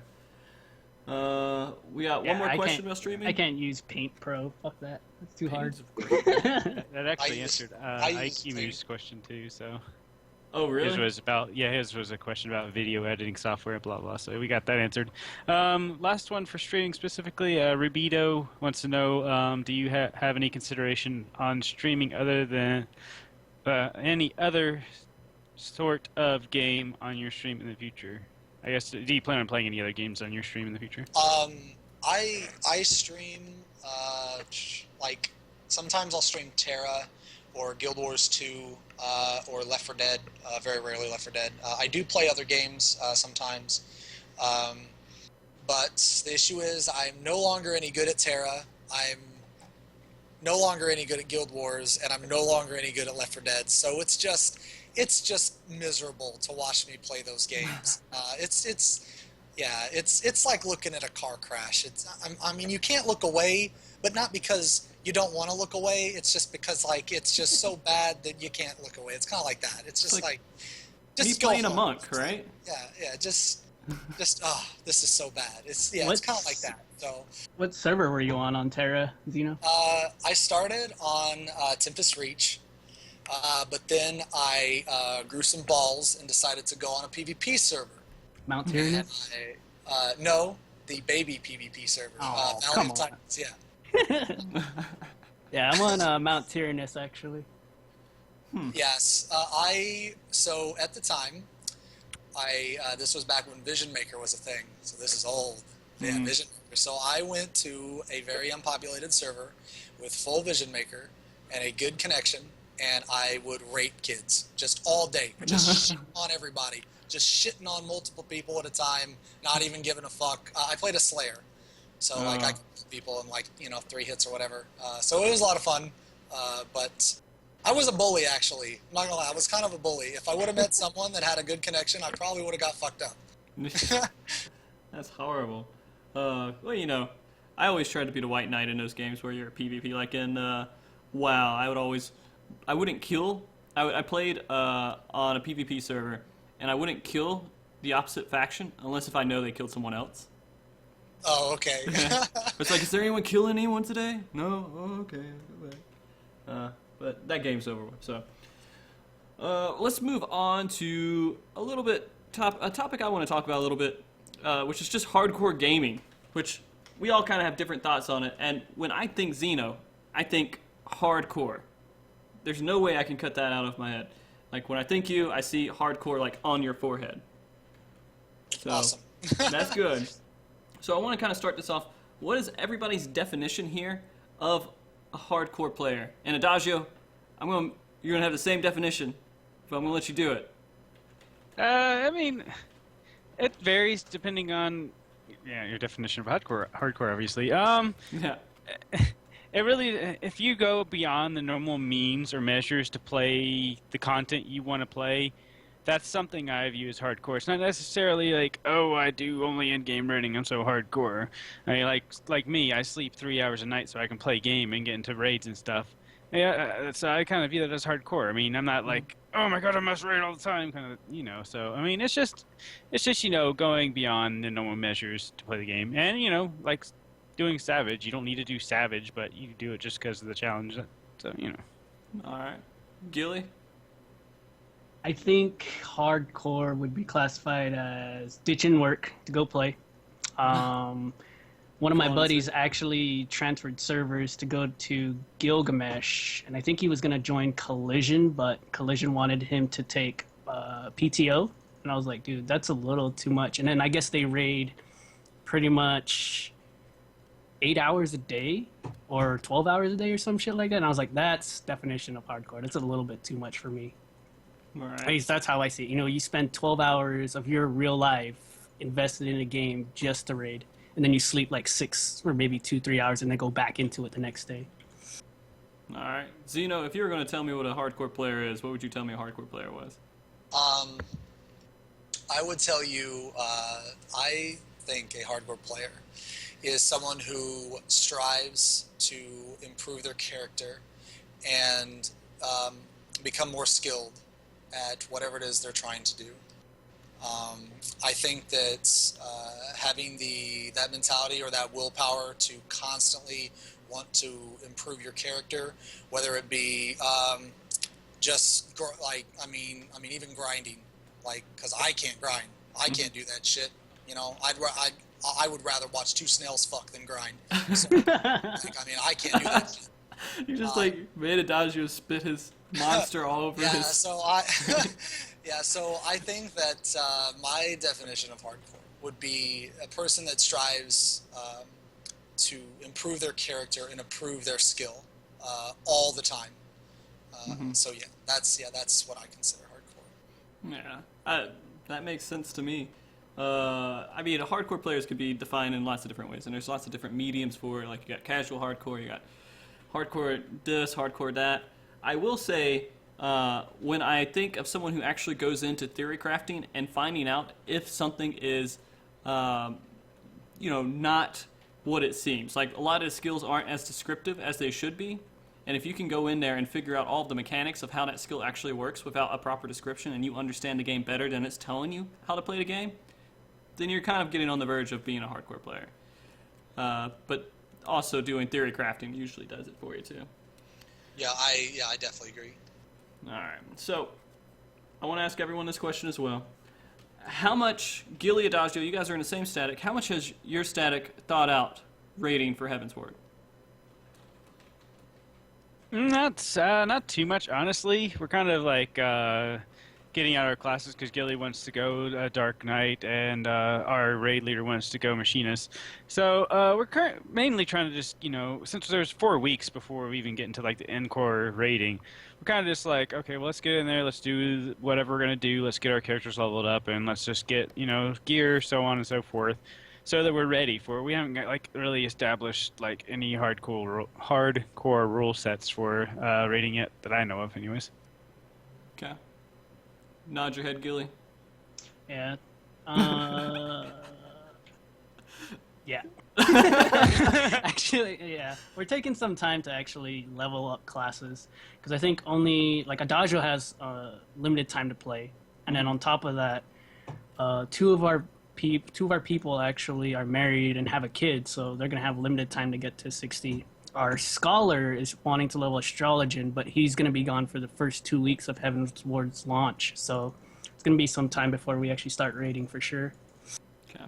And Xeno, we know you're not going for world first. With that in mind, how much have you guys thought out rating and everything when it hits in Heavensward? Our rating will be pretty much the same as it was for Final Coil. We like you guys, we have real life. Well, I don't, because I don't ever fucking do anything, but I don't have responsibility. But there's some of my raid members that do have responsibilities. They have jobs and shit, whatever. But for instance, our ninja, Lays, he works in the mornings, and then our caster. I say caster because Ed is a wizard. He is phenomenal at both Black Mage and Summoner. The damage he puts out is just fucking banana sandwich. But anyway, so he works evenings. So basically, we're trying to juggle a very delicate 3-hour window where it's not too late for Lace to stay up, but it's late enough for Ed to get off work. So with that, with work schedules like that, we pretty much have it set all the time.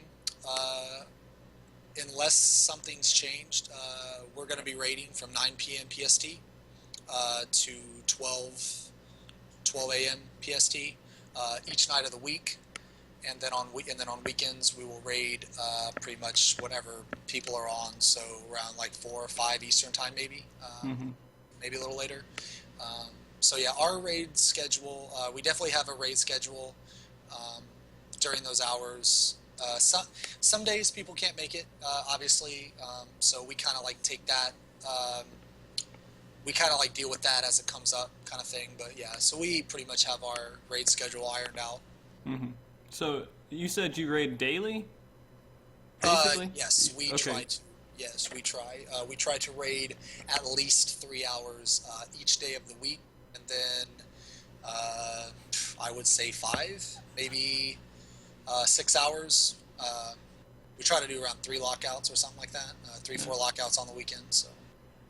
Keely, you have your buddy back there is having a great time. He's Try to pull his my dark brother. Yeah. Well, he looks surprisingly a lot like my brother. Oh, well, it's kind of weird. It is kind of weird. It's freaking me out a little bit, actually. Yeah, I think if I was going to go with my perspective for rating, we're only going to do a little bit of rating. We're going to do the same thing we were doing before, 3 hours, 2 times a week. We're not crazy at all about it. We'll just go in there, do what we can when we're done with jobs, everything else, and work together. We've already thought out what jobs everyone's going to hopefully be. Unless if someone turns out to really hate something, then maybe we can switch it up. But we're pretty laid back about it. So, I mean, that's a pretty good perspective on the differences between all of our raids, I guess. But you said you invested, I invest 6 hours to 9 hours a week raiding. You invest, Xeno, I'm saying somewhere between at least 20 hours a week raiding? Yeah, 25-ish, 20, 25-ish, something like that. Okay. Gilly Adagio, how much are you guys going to be investing hour-wise into raiding every week? Rating? Well, we're currently doing 3 hours, 2 days a week. Well, for heaven's sake. But yeah, no, I'm saying that's what we're currently doing. I don't know if we're Oh. going to push it up anymore. Back what we were doing before, we had to cut back, so we're doing 4 hours every 2 days. Mhm. But we cut an hour back because some people needed to take a little time to, personal time. I don't know Yeah. if we're going to bump it back up to 4 hours, 2 days a week, but we'll see. All right. Yeah, depending if I can get the second group in our FC going, maybe I could start doing like a learning group aside from our main group. I don't know what the hell's going on. What's going on over there, man? Adagio, I mean, Gilly, we're going to have to get you like a booth or something to be kind of in there. Hell, right? Put me in my own jail cell or something. That's just crazy. All right. So when I was talking to you earlier, you actually made a pretty good point here. I want to ask you this question again. How does your static function, like, in terms of raid leaders and everything else? So my group doesn't have a raid leader. We just don't have a raid leader. We all contribute to all the decision making. Most of the time, we'll all have a slightly different perspective on how we should handle a specific mechanic. Usually it ends up being close to the same, but sometimes, it's completely different, and we talk about it and weigh the pros and cons, and we pretty much just go by majority. The majority of the group wants to do something, then that's what we do. We're not really about,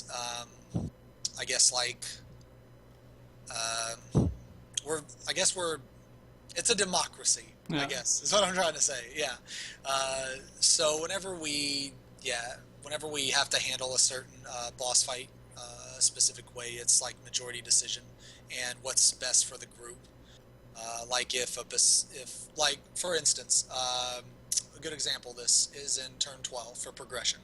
Obviously, for the Fountain Order, you do not want the melee or tanks to go in.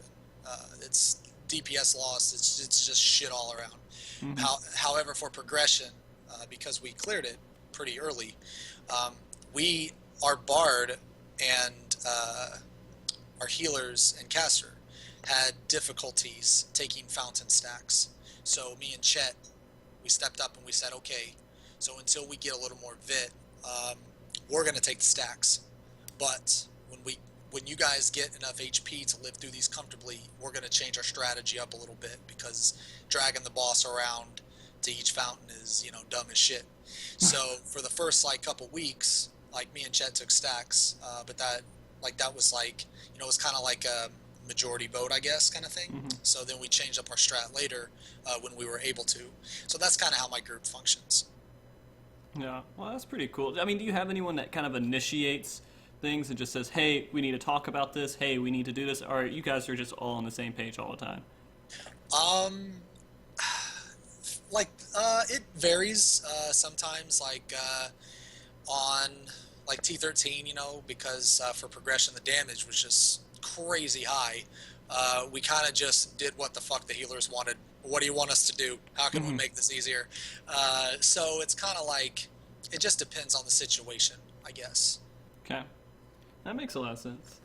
And this is a follow-up question to that, and if someone fucks up a lot in your group and they just do horrible every single time, and you actually get someone that, it's sad to say, he was like your brother, but now he's like someone that you need to put down, how are you going to go about doing that? So in my group, we, like I said earlier, we're not about that, behind the scenes, bullshit. If there's an issue, we address it immediately, we handle it, and we squash it. and then that's it. If someone has a problem with the mechanic, we help that person. We don't like. We may give them shit for the first time, like, oh, fucking piece of shit, why are you being dumb, you know? But like, if they're actually having a problem, we do everything we can to help them, because they're like we kind of have like I guess like the Spartan mentality. Like, none of us are like special. Like our group, like we make up our group. Our group is like special, not us. Like, we as individuals don't mean anything. So we really try to make sure that everyone in our group succeeds as best as possible. So if a situation like that does come up, which it has in the past, one of our members, he had problems doing tethers in turn 11. It took him a little longer to get it for whatever reason, but we didn't like give him shit. We just constantly reminded him. We were real extremely vocal about it. And when he fucked up, we didn't like rub it in his face. We weren't like, oh, happened again. Look at this guy, you know? Right. Yeah, so like we took like extra care to like make sure that he didn't feel like, you know, he was a piece of shit for doing that, because that never solves anything. We actually had to replace a member because he had a very toxic mentality like that. He would like put people down, so he had to go. I mean, that's just how it was, you know. But yeah, so if someone is struggling with something, we as a group will try to compensate as much as we can for that person and help them. But yeah. All right. So I'm going to start this question with you, Gilly, because maybe the weird stuff in the background has kind of dissipated a little bit. But what would you confirm? I'm sorry. What would you say, since we're on we talked about it a little bit, what would you consider a toxic player? I honestly think a toxic player will consist of someone harassing, like, I don't know, like someone who's willing to bring the negative attitude, and then, you know, it rubs off on other people and, you know, pisses off the other person, and it just goes like a spiraling roller coaster effect where it just takes toll of everybody. And then now that one person basically fed everybody this fire, and everyone's just going at each other's throats. The one who, like, I guess you could say the fire starter of is a toxic player. Nice. Adagio? You know, I think it's in general, it's just someone who just has a bad attitude about everything that they're doing in game. They're just trying to cause problems in the game. Also, it could be like someone that's, you know, is just playing horribly, and they're unwilling to like learn from someone. Someone could be like, "Hey, I know how to do this job. You're obviously not doing it properly. Can I help you?" And they'll just be like, "No, fuck you. Oh God, I know what I'm doing. You go fucking, you know, do your own shit. I'm doing my shit." And you know, there's no need for that. If someone's willing to help you, fucking take the help, dude. Yeah. Don't tell me how to play a black mage. I mean, there's also the people that are just constantly putting down other people because they feel like they're superior to them. Like, oh, fucking, I'm badass, you know, whatever. Yeah. All right. So Xeno, I guess you could probably even go with the example you had earlier. What's a toxic player to you? A toxic player to me is a person who does not, a selfish person who does not think of the group but only thinks of themselves. Another example of what I think a toxic player is one that does not own up to his mistakes. I think that if you fuck up, everybody does. Like, you are not special. You will fuck up. It will happen. And those people that own up to it, I have a lot of respect for those people, because it's hard. It's really hard to say, you know what, I killed everybody. I mean, like, I killed everybody and I'm sorry. You know, that's hard to say. And a lot of people will try to get out of it. They'll try to blame it on other people. Or they'll try to like get real quiet, not say anything, you know, and shit like that. And if I mess up, I'm the first one to say it. I think a toxic player is one that does not take responsibility. He thinks of himself more than the raid group. I don't think a bad attitude is necessarily a toxic player. Some people are just assholes. That's just what it is. But if they think about the group, like if they give you shit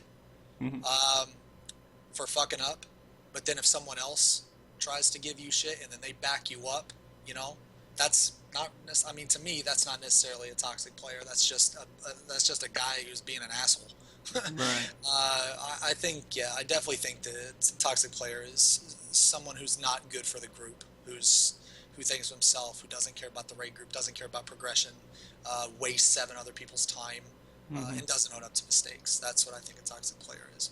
Yeah, and I definitely harp on that. We can all be assholes sometimes. Sometimes I'm an asshole and I don't realize it. I'll make a joke. I'm like, this is the funniest joke I've ever heard in my life. Everyone else is like, man, that's not cool. I'm like, but it was the funniest thing I've ever said in my entire life. And I didn't realize that they would take it as seriously, and so I can definitely see that. I won't put any examples out there because I don't need to. So let's go a little bit back into the topic here. Since, again, you are a hardcore player to me, Xeno, what does a hardcore group do to keep the game interesting?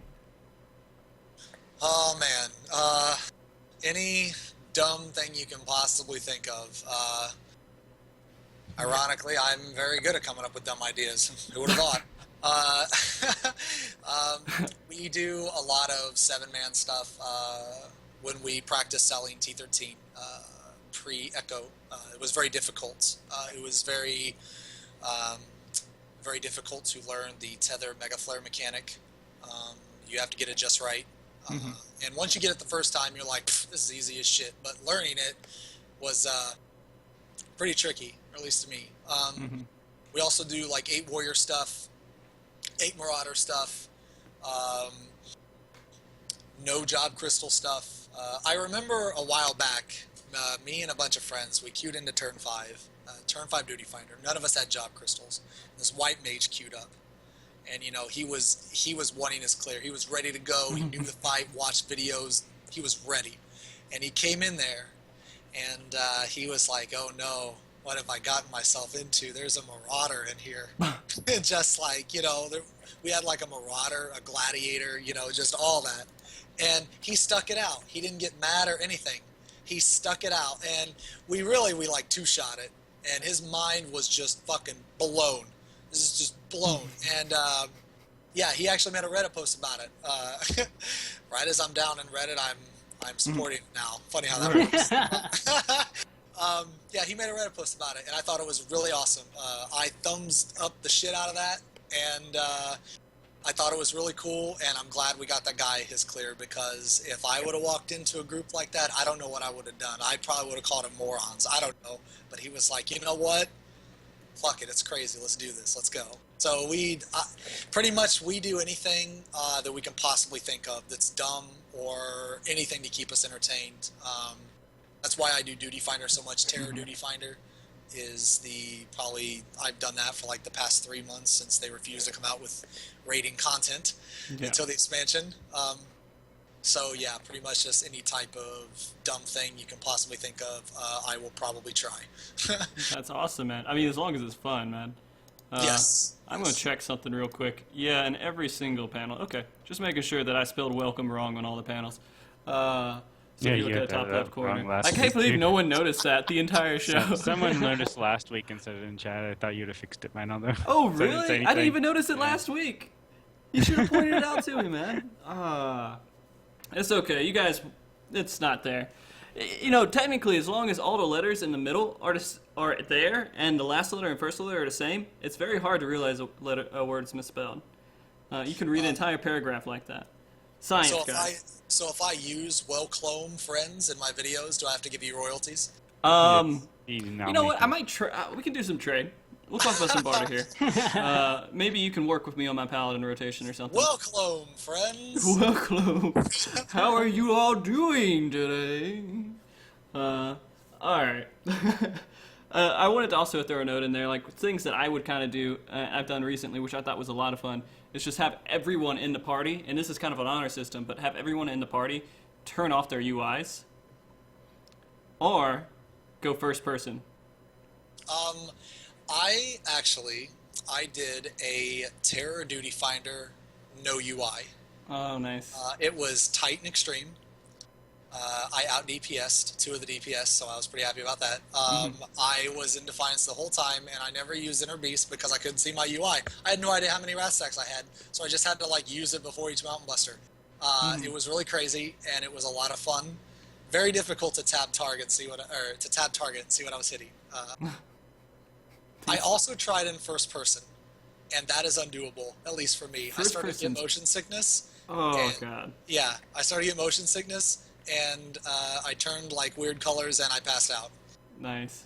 I've done first person no UI before, and that's insane. And I have an Oculus Rift, and I used that with a Bard one time when I was trying to level Bard at first, and I put it on my head and did like a fisheye lens thing going on, so the game was kind of going around my vision. And I did first person Bard with that. I was sick within 5 minutes. It was just impossible. I will say doing no UI is actually a lot of fun. It just sucks because if you don't have your keys set up just right to work with that, with all your different settings, I could use the mouse a lot. I don't know. Xeno, do you think I'm a bad player because I use the mouse a lot? Like in which way? Okay, so all of my major cooldowns, I usually do a mouse click. Oh, I haven't mouse clicked in years, so I don't know. All right. Very good. I'm a bad player. We've all figured that out. I use a Razer Naga. I have 1 through 12 keybound, control 1 through 12, and alt 1 through 12. Oh, nice. Yeah, so I actually utilize somewhere around 30 buttons. Yeah, so it's like you're typing something on the keyboard every time you play? Well, it's all on my thumb on my mouse. Oh. Yeah, so... Yeah, it's like the Logitech. It's like this. Oh, that's so horrible. How would you even use that? It's so easy, dude. Oh my god. There's a learning curve, but once you get it, it's like sweet apple pie. It's good every time. Every time. I would just think my thumb would always hit the wrong thing every single time. I don't know. I feel like I would fat finger every single key, and then I'd do all my cooldowns at once, and then I'd get yelled at for it. It's weird. The only thing I fat finger is when I'm on Paladin. For some reason, 1, 2, 3 is just really difficult for me. I'm like 1, 3, 2, and then 2, 4. I hit a button that's not even there. It's not even there, and I'll hit it. It's like, what are you doing? Nice. Yeah, it's the only job that my Naga will fail me on, and I don't know why. I have 4 buttons on the side of my mouse. One is used for just a random key that I feel like I need to have it on there, like cover. I have a cover on my mouse. The other one is sprint. That's it. Adagio has baby issues, but we'll let him run through his thing real quick. So going into this a little bit more, let me try not to get too much off topic here. Is there anything that you haven't accomplished yet, Xeno, that you feel like you